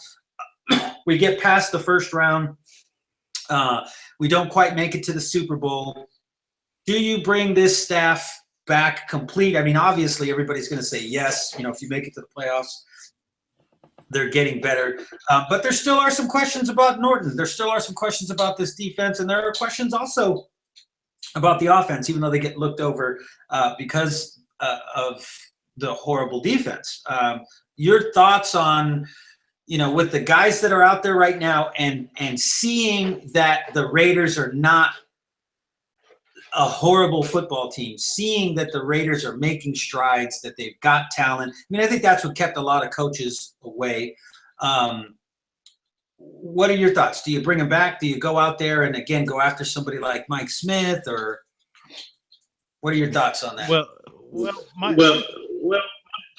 My thought process is My thought process, man, that I keep hearing myself talk, and it takes a second. I don't know why it does that. All right, here we go. I look at it a few different ways, I guess. Obviously, Ken Norton, to me, even if we make the playoffs, I think Jack Del Rio has his hands all over this defense at this point, and I really honestly don't see Ken Norton coming back. That's just my personal opinion, regardless of what happens. Bill Musgrave, on the other hand, the offense, we've picked on it. We've picked on it, but Jack Del Rio said it in a press conference almost a month ago. I brought it up 100 times. I'm going to beat this dead horse one more time. He wants to utilize all three aspects of the game. He doesn't want to just lean on the offense. He has a philosophy. He let Bill Musgrave know what he wants, what he expects from the offense. Bill Musgrave takes that, develops what he develops, and then coaches it on the field and calls the game. And I think Bill Musgrave has done a good job. Now, the thing that people need to understand with this football team is that it's young. It's young. Yeah, there is some veterans on this team. There are some guys that really come to their own that are young and dynamic, like Khalil Mack, Amari Cooper, Derek Carr, etc. But we have 11. We said this about a month ago. 11 rookies starting on this football team. It's crazy to think that. So you could easily give, a guy like Norton a pass because most of those rookies are on the defensive side of the ball. But I just feel that Bill Musgrave really has a grasp of what it is that Jack wants, what Jack expects. He's running his offense in the second year with a lot of the same guys with some added pieces, especially the twins. And they're consistently putting up 27 to 30 points a game. And it's just going to get better. I think Carr's this year is coming into his own. I think by next year, third year in the system, working the way that they've been working, it's even going to be more on point. Cooper in his third year, Michael Crabtree doing what he's doing. Seth Roberts, you're going to have the emergence of Johnny Holton and a guy like KJ Brent that's going to be coming off the practice squad most likely next year. There's just so many things. There's so many things that are positive on the offense to me. I think Bill Musgrave has a job regardless, especially if they finish the season strong and the offense continues to put up these numbers. It's the defensive side of the ball, rookies or not, where Ken Norton really lost this team.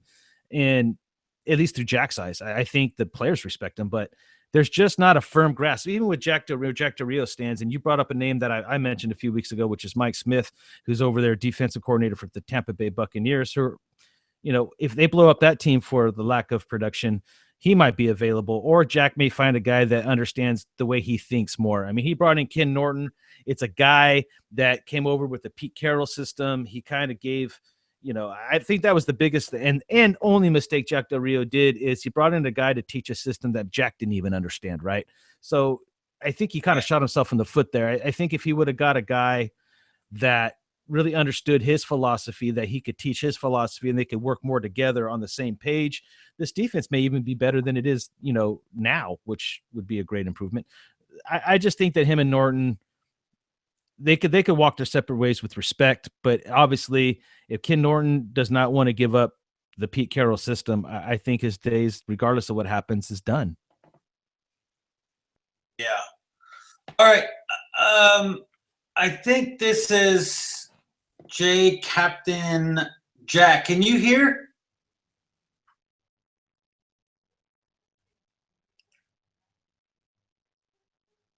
I see this little thing is moving, but it's not giving us any sound. Audio options, my computer. Select the audio. Joining conference now. All right, there we go. That's probably what happened. All right. Hello? Caller, yes, from Tampa, Central Florida. Yeah, this is Captain Jack. Who's this? Captain Jack, this is Pete, man. How you doing tonight?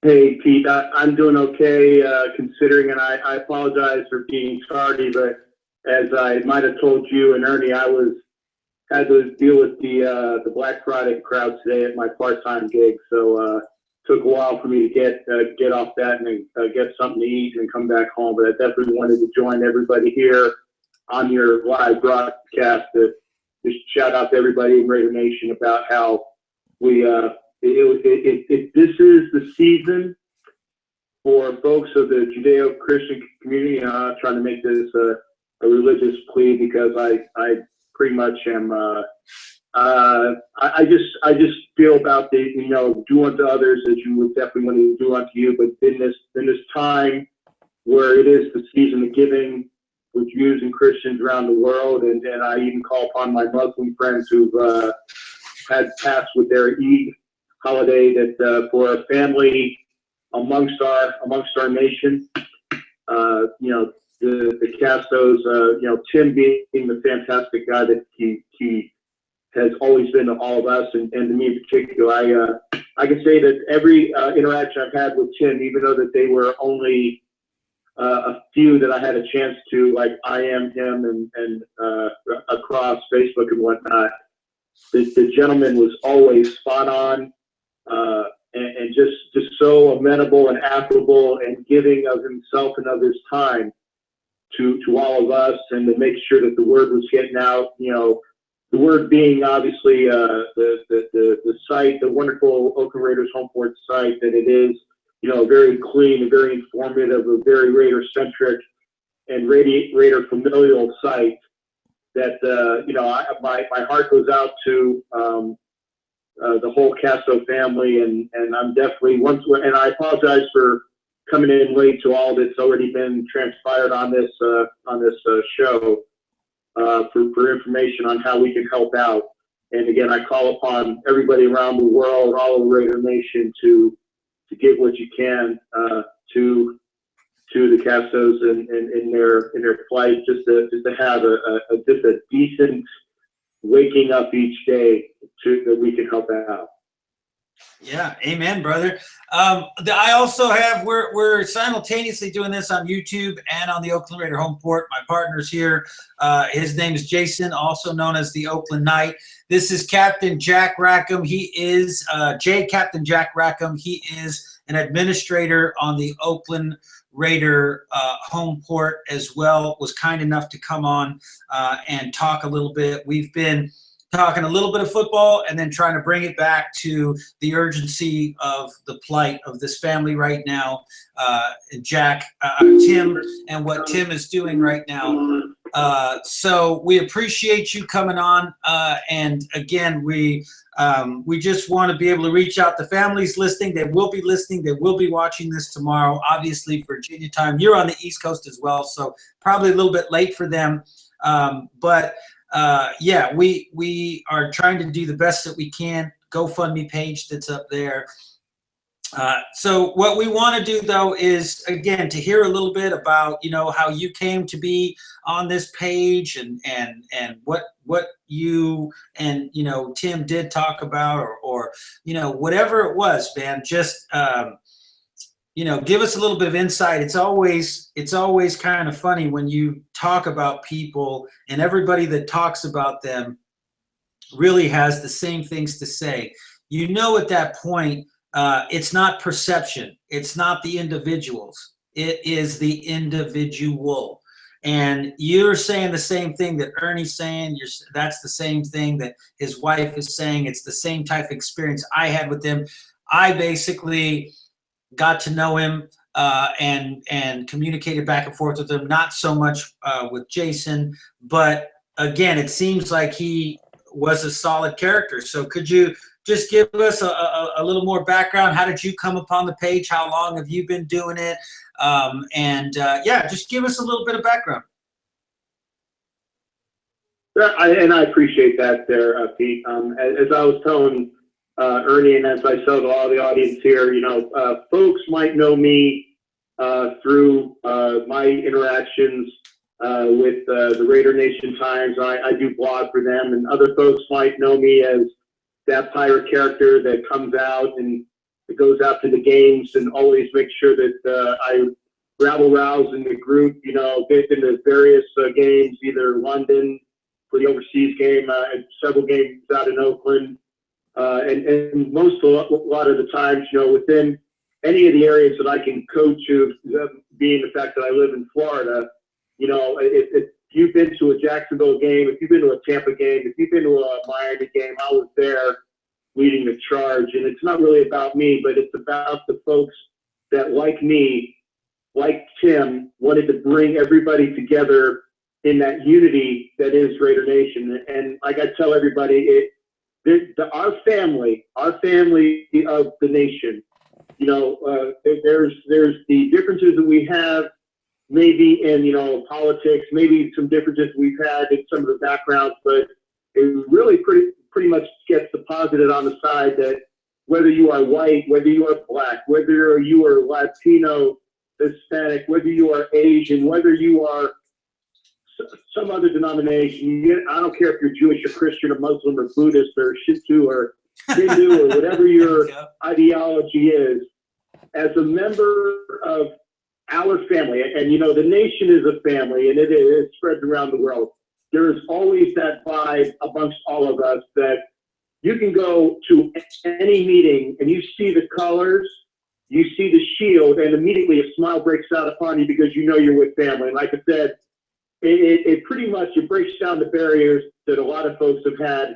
You know, there's no prejudice in the nation. We all have, our blood is all silver and black. There is no differences amongst us. And I can tell you that, again, although my interactions with Tim were kind of slight and not as far reaching as others, every interaction that I did have with him, and he pretty much reached out to me a lot of the times when I was writing my blogs for Raider Nation Times, and, you know, would always, every time I would post something, he would immediately like it and share it amongst the home court, you know, and that really impressed me, the fact that it was immediately turned around. And any time that I got to a point where I couldn't even put the word out, because I couldn't share it to all of the groups I'm in on Facebook, and Tim would always grab it and put it up onto the home court. And I really appreciate that because I know that the home court would reach so many of the fans out there.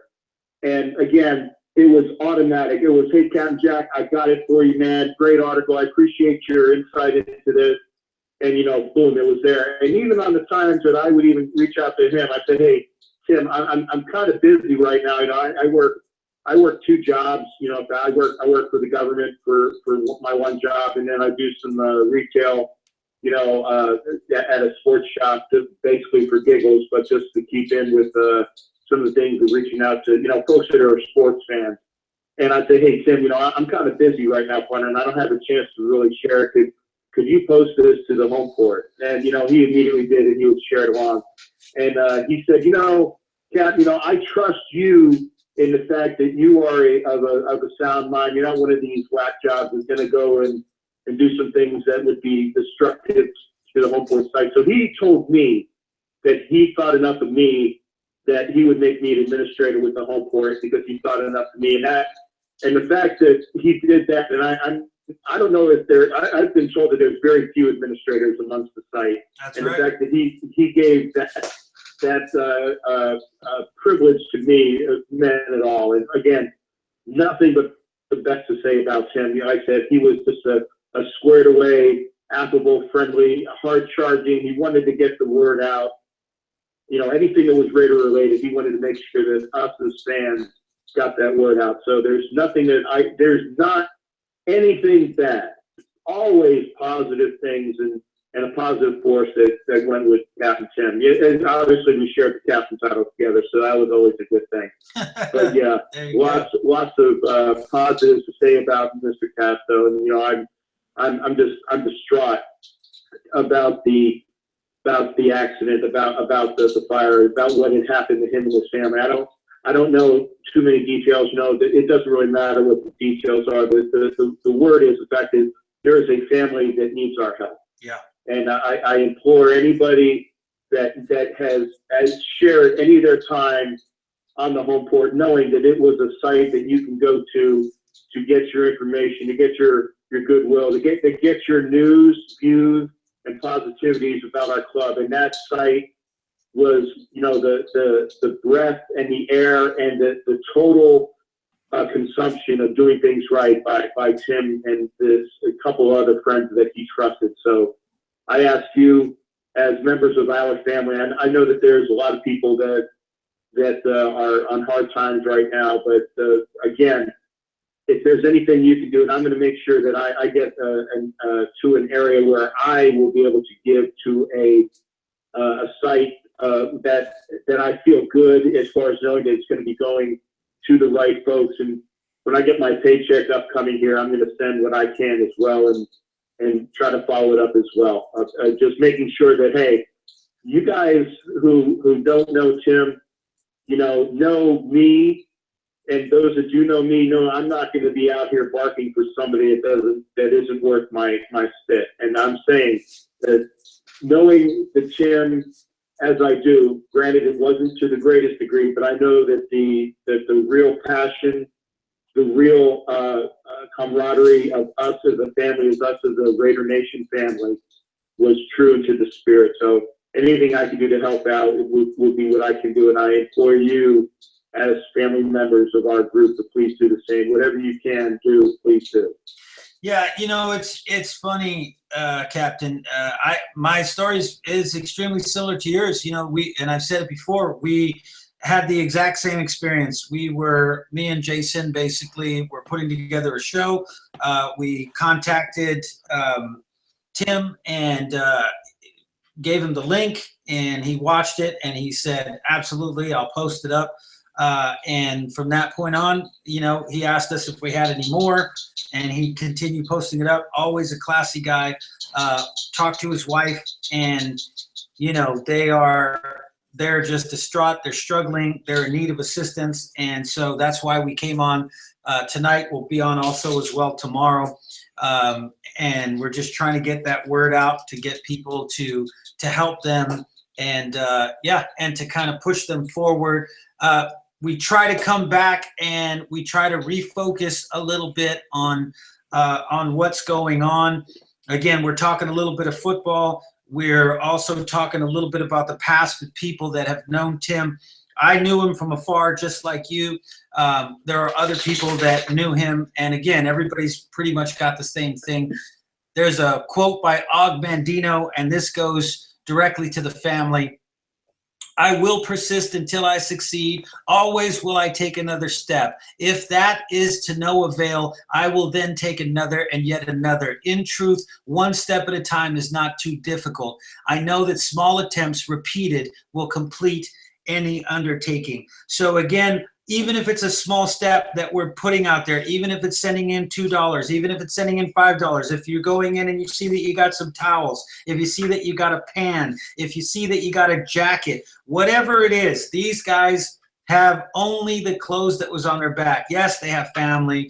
Yes, they can sleep in the hospital right now while Tim is there, but they have got to get some type of support. They need us to come together. And again, Tim has worked tirelessly for the Raider Nation. If you got any enjoyment, any entertainment, if you came and you watched and you liked what it was that the Oakland Raider home port had, this is not an obligation, folks. We're not saying you have to pay. We're just saying if you did get something out of it, his family needs some help. So if you guys can do that, that would be great. Knight, you got any questions for the captain here? No. Well, first off, what's going on, Captain? Nice to meet you. Nice to meet you. Hey, good to see you as well, there, shipmate. It's a great Raider weekend. As far as I had the privilege of, and I think I got a chance to write this in my last blog over at Raider Nation Times. And for those that get a chance to, please hit me up via Facebook or hit Raider Nation Times for the blog at Captain Jack Rack is what it's called over on Raider Nation Times. I did have the pleasure of doing something I haven't had a chance to do ever in my life, and that is go to 3 straight Raider games. Getting a chance to see victories here in Tampa, along with the week prior in Jacksonville, and then that wonderful Sunday night affair. Beating those donkeys down and taking over the AFC East. And I tell you, if the Mexico City game wouldn't have been on a Monday during this week of Thanksgiving, I tell you, folks, I would have been there too. So I would have been able to hang out with you. So this is, it's a good time for us. We're 8-2. We need one more victory to get over that hump, to get that winning season we haven't had since the Super Blow. And it is correct. It's Super BLOW, not BOWL. Right. We need that victory, need that winning season. And we got 6 tough games coming up. I tell you, we need to win 3 to 4 of those games to guarantee us a high seed and some positives coming out this year. It's going to happen.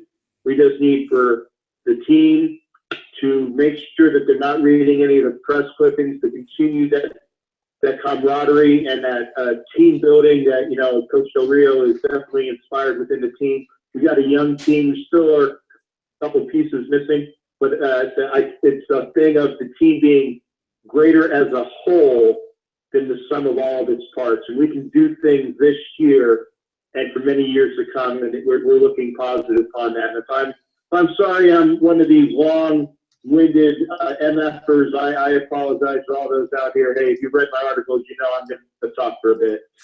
No, don't worry about it, man. That's what we're doing here, man. We're here, you know, like we said, to talk a little bit of football, to come back around to what it is that we're trying to do, but then to go right back in and talk a little bit of football. So if you will, we'd love to throw a couple of questions at you. Oh, hey, I'm here for you there, Pete. Fire away. All right, fantastic. So we talked a little bit earlier about a couple of things, and I want to know one offense and one defense. Defensively, we asked earlier, Khalil Mack now has 6 sacks, 1 sack in the last 6 games. First month of the season, really, really slow, but he's kind of turned it on, had a couple of double sack games. Do you think that he's going to continue that, particularly this particular week, and he's going to continue to have a very impactful season, meaning way high up there, 15, 16 sacks? Or do you think that, you know, until we can get all these defensive pieces back together, getting sacks is going to be hard to do? Because I think we're almost last in the league right now. Yeah, in fact, I saw the stat. We are last in the league. And, you know, it's unfortunate that Khalil does not have that big pressure up front and all of the help that he had with Mario Edwards Jr., which basically when he had Edwards Jr. push him in the middle up front last year, it so helped him out as far as once you push up the middle, it breaks the pocket and breaks the pressure to the outside, where a lot of times Mack was coming in from the outside and getting that swoop down on him. Now, Mack this year has the pleasure of having on the outside of him, you know, Bruce Irvin, which helps immensely. But we still need a bit more of that push up the middle. And until we get that back to a point, and the fact that, unfortunately, guys, I know you guys see it every week, man, Mack is continuously held yep. Every freaking game. If not on every play, then I'm going to say at least 2 out of 3 plays, the guys get mugged out there. So we do need that help, along the front to help him out. So we would have even more turnovers if we had a little bit more of that push. Now, I'm thinking that maybe Mario will have something to possibly give at the end of the season, you know, if he can ever start practicing, because, you know, that hip injury that he sustained in like the first game of the preseason, guys, that's a lot more of an injury than the Raiders are letting on. You know, I'm telling you, the guy is definitely hurting. If he can't even practice and he's still limping when you see him along the sideline. So that needs to be addressed. I don't know whether it's going to happen this year. And excuse me, hopefully Mario will come back from that. We continue to push. If Ward and Latham get that push, I tell you, Jelly Ellis needs to get that push. Hampton needs to get that. It is Hampton, I believe, isn't it? No, Williams. The 90 Williams, sorry. I knew it. Yeah, Dan Williams, sorry. I had Dan Hampton on my God, the right there guy. I guess some brain parts for the old captain here. Yeah, Dan Williams. You know, you got Williams, Ward. You got to get that push. You know, Latham is doing well. I'll tell you, McGee was a terror before he got injured. We got a great rotation up front. You figure if you get Mario Edwards Jr. in that mix and coming back, and you figure if Alden Smith is able to contribute, if Roger Goodell will get off his freaking arse, and I'm going to try to keep it as clean as I can, but he is an arse. not getting that decision done to the Raiders. If they can get Smith into the action, it's so going to help us. And I tell you, it bodes well for next year and years beyond, grabbing another good cover corner, because we definitely need three. We're needing some help in the slot, and I'm not going to sit and just continually grade DJ Hayden. I'm not going to do it, but we definitely need a bit of an upswing there for that slot corner. But with the defense is coming along well. It's going to even get better and continue to gel down the end. I tell you, I really like the good things that we see here. It can only get better, and things will be better this year for the Raiders.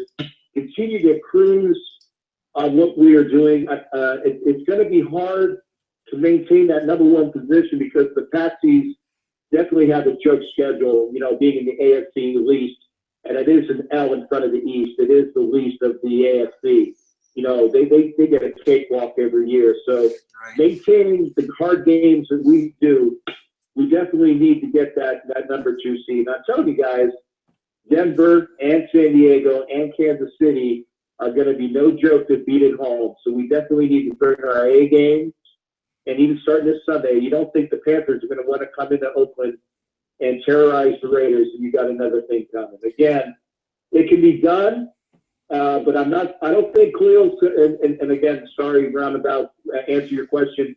I don't think Khalil's going to hit those 15 like he did last year, but you know what? As long as he brings that competitiveness, that fire, he's going to affect what's going on. And as long as he's doing his job and the complementary pieces do their job, the wins will come. Yeah, and something like you just said to think about is that Carolina, pretty much, we won 4 of our last 5, but Carolina has won 3 out of their last 5. So they struggled early on, but they've won 3 out of their last 5 football games. So they may have found a little bit of a formula too. Knight, you got a question offensively for the captain? Yes, Captain Jack. Offensively, we've been known to be more of a passing type of offense. We did run the ball very well at Denver. We talked a little earlier tonight about, how should this offense really attack this Carolina defense this week? Now, there's going to be wet. It's going to be a little rainy. Should we be running the football, or should we be throwing it up in the air? Okay, well, great question here, Bonner. To be honest, I haven't had a chance to really hit what Carolina has, but I can tell you what Carolina does not have right now. Carolina obviously is missing Luke Kuechly in the middle, which is going to greatly affect that defense. Not only is he just the quarterback to let people know what's going on there, he is the heart and passion and control of that team. They're also missing Josh Norman because obviously from a defection and free agency to the Redskins, so they're down in the D-back. So you got 2 missing pieces this week that Oakland can exploit. And here's the thing. I'm not sure where Carolina lies defensively as far as whether they're better in covering, whether they are a better team against the rush or they're a better team against the pass. But I think that whatever the game plan that Bill Musgrave comes out with, knowing that if we get the right game plan that we can run like we did against the Denver, just run it down their throats, or if we can pass and get the right options on the right people, whether it's our running backs against those linebackers, whether it's the tight end down the seam, we definitely need to see Walford and Rivera get some more touches if they can hold on to the ball. And you know that Michael Crabtree and Seth Roberts and, of course, Amari, my man Cooper, are going to get those digs and drags and those post patterns. So it all depends upon what Bill Musgrave sees as the greatest defense or the greatest asset to attacking the defense of the Panthers. And I tell you, a lot of people are ragging on Musgrave. I read it across all the message boards. Yeah, maybe he's not the greatest offensive coordinator, but I tell you what, guys, look around the league, and he will do what needs to be done to get the matchups that he needed. The Raiders were gassed. I mean, they were trucked for 3 quarters at Estadio Azteca, and they came out in the fourth quarter when it needed to happen, and they blew out the Texans when it counted. So I'm giving Musgrave some credit here. Norton, on the other hand, well, we'll talk about that on another question. But I'm telling you, whatever Musgrave puts out, I'm thinking will be the best game plan that they have. And the other thing is that, obviously, if the one thing doesn't work, we can run it down their throats or we can go pass happy. Right. But figure out whatever's working and then just keep doing it until they stop us. Right. Yeah. No, absolutely. I mean, that's the beauty of it, is that we can run, we can pass.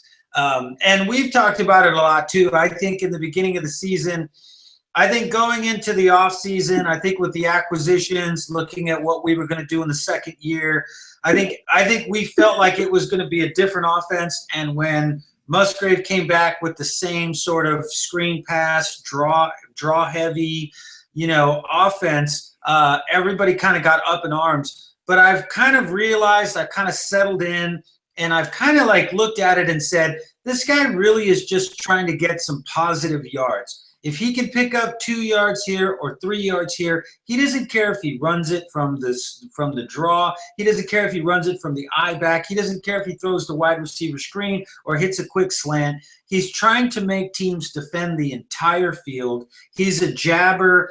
He is not a puncher. We're used to punchers. We're used to guys that are going to, Al Davis's philosophy, I don't want what you're going to give me. I want what I want. And he's not like that. Bill Musgrave, like I said, he's a jabber. He's dancing around and jabbing and jabbing and jabbing. And, Derek Carr said it. Jack Del Rio told him, don't do anything stupid. Use the special teams. Use the punter. Use your defense. Use this entire football team. Your job is just to continue to attack the entirety of the field, get positive yards. There was a ridiculous number. Greg Papa was on with, I think, Sage Rosenfeld. And Sage Rosenfeld said that there is an 85% chance of you scoring, whether it's a field goal or a touchdown, if on the first play you gain positive yards. All you got to do is pick up 1 yard. If you pick up 1 yard on the first play of your drive, there's an 85% chance that you'll at least get a field goal because it's positive momentum. If you don't gain positive yards, there's only something like a 10% chance or something like that, that you, or 15% chance, something like that, that you will score points. So I think that that's what Bill Musgrave is doing. I think his philosophy is force you to defend the entire field, get a feel for what you're doing, get his guys communicating, and then when they recognize your weakness, that's when they come out and they've been hitting you to the body, and eventually they come out and they give you that uppercut that just floors you, like you said, in the fourth quarter on that 4th and 1 where, or before the 4th down, after the 4th and 1 when Derek Carr throws the pass. Or I'm sorry, no, I think it was before when Derek Carr threw that pass to Richard, right? Which was just, you're not expecting that. You're just not expecting it. They're just ballsy plays. You got a head coach that's a ballsy guy. You got an offensive coordinator that in the fourth quarter or when he's behind can be a ballsy guy.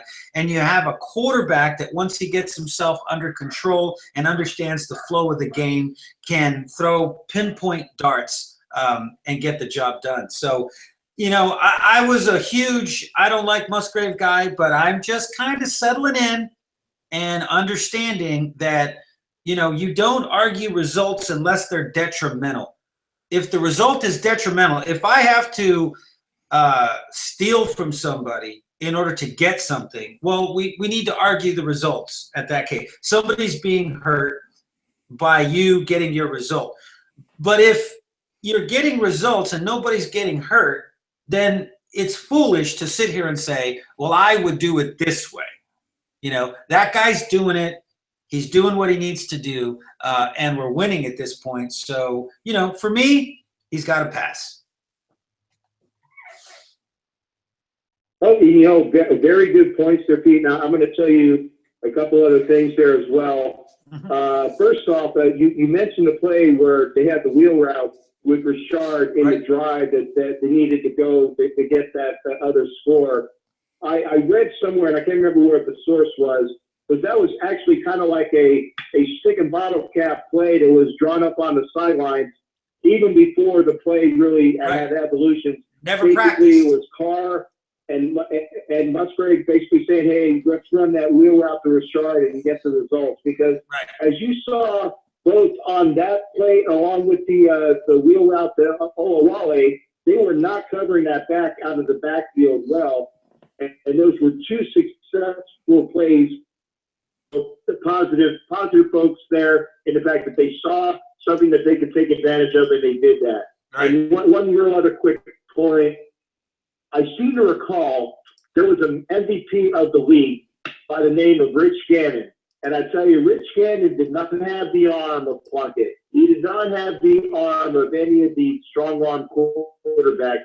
But I tell you, Rich Gannon and Kenny Stabler and all the folks along those lines, they did do what they needed to do, whether it was throwing to Shirley Garner or Chin Brown or Jerry Porter or whoever the hell Rich was throwing to at the time, or when Stabler was throwing to all his quartet of folks, and they were running the ball effectively with Charlie Garner and Tyrone Wheatley. And gosh, I wish we still had a Zach Crockett back there. Yeah. They were taking all of those positive yards that you were talking about. So this team offensively is built like the great Raider teams of the early 2000s that we were winning with, with those records of winning the AFC West with Rich Gannon and company. And I tell you, Derek Carr is a lot younger, and he's very astute as to what needs to be done. And we can only see the positive aspects of him going forward, providing we keep him upright and healthy, that this team will be for years to come. And it's a glorious day because we have stuck in our minds for the last 13 years. I tell you guys, there is nothing worse than being the leader of a group of Raider fans here in frickin' Tampa when I have to hear about, well, at Super Bowl 37, we kicked your ass. Well, you know what? Live in the contemporary times. We went into Tampa, and it was ugly at times, but we won that game. And I tell you, it doesn't matter. It doesn't matter until you get that W, because getting the W's is what counts. And this team is built like the Raiders of the 70s. They would win close. They would win when it counted, but you know what? Those wins piled up. They'd go to the playoffs, and they would take names and kick everybody's ass in the playoffs when the time counted. No, absolutely. You know what? You're not in the minority either, or you're not in the majority either. There's only one guy in the state of that lived in Tampa that didn't get riled up, that was a Raider guy and a Tampa guy, and that was John Gruden. That's the only guy that basically can be loved, and still be a Raider guy and yet be there in Tampa. Okay, Knight, you got any other questions for the captain? No, I think he's covered the offense very well. I think Bill Musgrave, I'll just comment on the Bill Musgrave thing a little bit. I had the same stand with Reggie McKenzie when I started doing the YouTube videos. And, it takes a while sometimes to understand a philosophy in the way that someone's thinking. And once you get to understand exactly what they're doing, it's easier to believe in what they're doing. It doesn't mean you have to like it. And no one's telling you have to think Bill Musgrave's the best offensive coordinator in the league or the best offensive coordinator this team will ever have. It's just the fact that what he's doing is working, and you see the improvements. And it's a philosophy that is Jack driven, that is Bill Musgrave produced. And I'm finally to the point where I'm comfortable with it. It works. It works for Derek. It works for this team. He's got the confidence of his players. He's got the confidence in his system. He's got the confidence of the head coach, the organization. So, until this all falls apart, this is Bill Musgrave's show, and he's doing a great job. Absolutely. Absolutely, man. All right. Well, hey, Captain, man, we so appreciate you coming on. We do a show, man. We'd love to get some of your takes. We do a daily show on YouTube Monday through Friday. We don't do a lot of Facebook stuff. We post our shows up on here. That's how I got to meet Tim. But we would love to have you come on, man. You got a really good take. We know that you're obviously doing your own blog and stuff like that. But we also do an after show where we talk to the fans just like this. People call up and we have some great discussions. So if you ever have the time, we would obviously love to have you on and share just some of what it is that we've got going on. But we really, really, really do appreciate you calling in tonight in support of Tim and his family.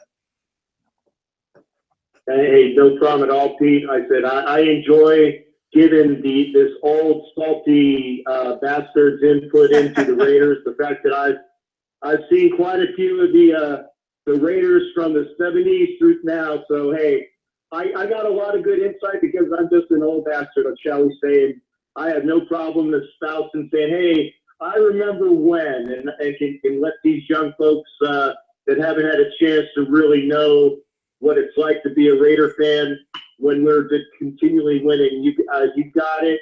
I will be more than happy to come on when I can. Get with me via, and you know how to get with me off camera, shall we say? Yeah, absolutely. And we'll pass some contact information, and you can definitely believe that I'll make some time available in my busy schedule to make sure that anybody that wants to talk with you and the old bastard here will take some of my input. All right. Sounds good, man. We appreciate it. All right, folks, we're going to start to cut this out. Before we go, once again, the reason for this is for the Casto family. If you can donate, if you have something that you can give to them, please, if you have it in your heart, please do that. We will be on again tomorrow doing the same thing from 5 o'clock at 5:30 until about 10 o'clock at night. We want to leave you guys with this from Martin Luther King. If you cannot fly, then run. If you cannot run, then walk. If you cannot walk, then crawl. But whatever you have to do, keep moving forward. And that's what we're going to keep on doing here for Tim and for his family. We're going to keep moving forward. We may not be off and flying. We may not be off and running. We may not even be off and walking right now. We decided to do this. There were some difficulties, and we're trying to figure it out. YouTube, Facebook, everything else out, going with the live feeds and everything, just trying to figure it out. But we're going to keep on moving forward for this family. We're going to keep them in our prayers. We're going to do everything we can to spread the word out through all of the available channels that we can. We appreciate everybody that is watching this live. We appreciate everybody if you are watching this at some point in the future. And once again, we appreciate the Raider Nation for coming together and supporting this family in its time of need. Knight, you got any last words for the people?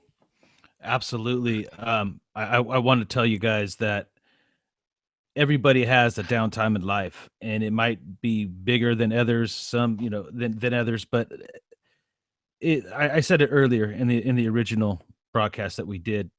I was on vacation. I had no idea what was going on. And I personally never got an interaction with Tim, but because me and Pete worked together on the Will to Win broadcast, I know exactly who Tim was. I know what he said about us. I know the things that he did for us. And I had just as much respect for him as the people that got to interact with him. And when I got back from, this glorious time and I was on a high, and then I got the news, it kind of brings you back down to reality that there's more to life than just what you bring to it. There's other people that have things going on that excite them and things that bring them down. And the first thing that I did is I went around my house. I checked every drawer, dresser drawers, desk drawers, pockets of clothes, and I easily got $5 in change. Now, I'm not saying that's your household. I'm just saying it's that simple. Sometimes we think we don't have it, but there's ways that you can go around, gather up enough change, and donate to a family in need. He's got a beautiful girl that just turned 13 years old, and this girl needs everything: shoes, jackets, maybe a new book bag, things for school. She got school on Monday, right? And if you're not comfortable giving money, we had Tony Guzman call. If you're in the Oakland area, you want to send something to the mob, there's different ways. Send gift cards, send food gift cards, send Walmart gift cards, send JCPenney gift cards, whatever it is that you feel comfortable with, and help this family. Donate clothes to where you have to. This family needs us, and we say it all the time. We're Raider Nation. We're family. Well, it's time to not only talk the talk, it's time to walk the walk and be about it. Let's be about it. Let's show the other 31 franchises why we claim that we're the best fan base in the league. why we call ourselves the Raider Nation, why we call each other family. Let's do this. Let's support this family. Let's get them back on their feet. Let's show them that we love them. And most importantly, let's keep our prayers going. We'll be back tomorrow to do a prayer, a group prayer with everybody. And we hope that everybody joins us. 6 o'clock, man. Captain, you got any last words? The family will be watching this probably tomorrow. So if you could speak directly to them, yeah, that would be absolutely, if you haven't already, but that would be absolutely fantastic. No, I was going to say I didn't get a chance to speak to Tim's wife, but I reached out to her, let her know that she can contact me, and obviously the offer is always there. You and Ernie and anybody else that's involved with the home port, reach out to me via Facebook and grab me via my phone number. If you want to hit me, I can sit offline and grab my contact information. I really don't care who contacts me, because again, I will sit and talk to anybody about Raider football as time permits. But I will say, it's a blessing that the folks here are doing what they are doing, and I would be remiss if I didn't say that I have been contacted by some other folks that have had some issues going on. There's a gentleman by the name of Joe J-Lo Lavalia, who has family members. He even has a granddaughter who is having heart surgery coming up. So again, anything that we can in this spirit of giving to families in need, for folks that need our attention, that need our love, that need our prayers, that need our help, do what you can amongst our family of Raider Nation. With Tim's wife and family, if it's with Joe, if you see any of the postings that I have on my page personally and Facebook, if you can say kind words to Godmother Gotti Raider's husband Mike, who's due for some surgery real soon. I'm just saying, there's a bunch of people that I know that need all of our love and care and passion, and anything you can do to whomever that you know personally or don't know or wish to help. We are a family here. We are family, and anything we can do to help out would be great. Get with me, Pete, and I'll get with you. And anytime I can be there for anybody within the family, I'll do that for you.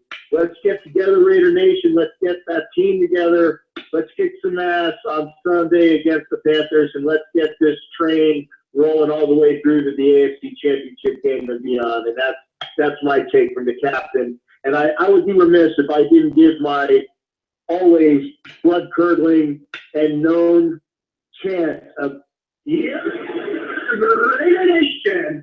Let's get that win, guys. All right. Hang on the line there, man. And when we go off here, we'll get it to you in just 1 second here. Tim, you're still on the line. Yep. All right, Tim, you got any Stay words? with you guys always. You have any words for this family, the wife and his daughter, before we go? Just remember, everybody, that the smallest things, when you're in that position, mean the most. Amen. Someone coming up and praying for you, letting you know that you're thought about. This is important as sending money to them. Letting them know that they have people that are backing them up. It's a very big deal. Amen, man. And you give any support you can. That'd be a very good thing for them, no matter which way it goes. Yeah, and this is one thing that I talked to Karen about. I'm glad you brought it up, Captain. The Raider Nation podcast, if you guys go to www.raidernationpodcast.com, Raider Greg, who is one of the original podcasters, he's been doing it years and years and years. He did a piece on Tim and his family. He was putting prayers out, but he also watched Raider. His sister put a prayer out for her. There was another guy whose daughter got hit by a car. The people that you just so eloquently put out there, there is a need. I mean, we don't want to look at it and say, oh, there's only one person. There's things going on all over the world, but we are a nation. We can come together. I spoke to Karen earlier today, and I said, wouldn't it be great to have some type of almost like a Red Cross for the Raider Nation, right? Where you don't have to depend on, something else, but you could have a group of people that would pray for individuals, that would call individuals, that would send care packages to individuals, and that wouldn't just be united by a football team. We said this so many times. Al Davis didn't create a football team. Al Davis created a culture. Al Davis created a family-like environment. Al Davis created something that is different from all the other teams in the National Football League. And that is why I say over and over again, they hate us and they will hold us down every opportunity they can. They're getting better, but they were so upset. They were so frustrated that Al Davis was bigger than the National Football League, that he was bigger than what it was that they were putting together. And he's developed a culture. He's developed a group of people that will ride and die for one another, support one another, be there for one another, donate to one another, and do whatever they can for their brothers and sisters. So with that being said, folks, again, if you're watching this live, we appreciate it. If you're watching this at some point tomorrow, we'll be on again, 5:30 tomorrow. We'll be talking to some other people, trying to get some super fans on here, the Violator, and a few other people that we can get, again, to talk a little bit of football and to keep this thing in the forefront. But like the captain said, whatever, and like Tim said, it's the little things. Let people know that you're there. Let the people that are in your life know that you're there, because something like this, where one day things are going along, just like the knight said, coming back from Disneyland, you're on a high, and then the next day, there's an earthquake and you've lost everything, or something happens. It's times like those that we need to step up. We need to come together. And again, talk is cheap, man. Talk is cheap. It's about what we do. It's about who we are, that is going to show whether we're family or not. So once again, guys, we appreciate you guys. We're going to go ahead and shut down the feed now. It is 9:59. So we appreciate everybody that came on. We appreciate all the callers, and we will see you guys once again tomorrow. Good night, Raider Nation.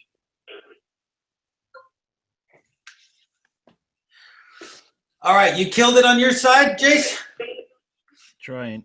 It's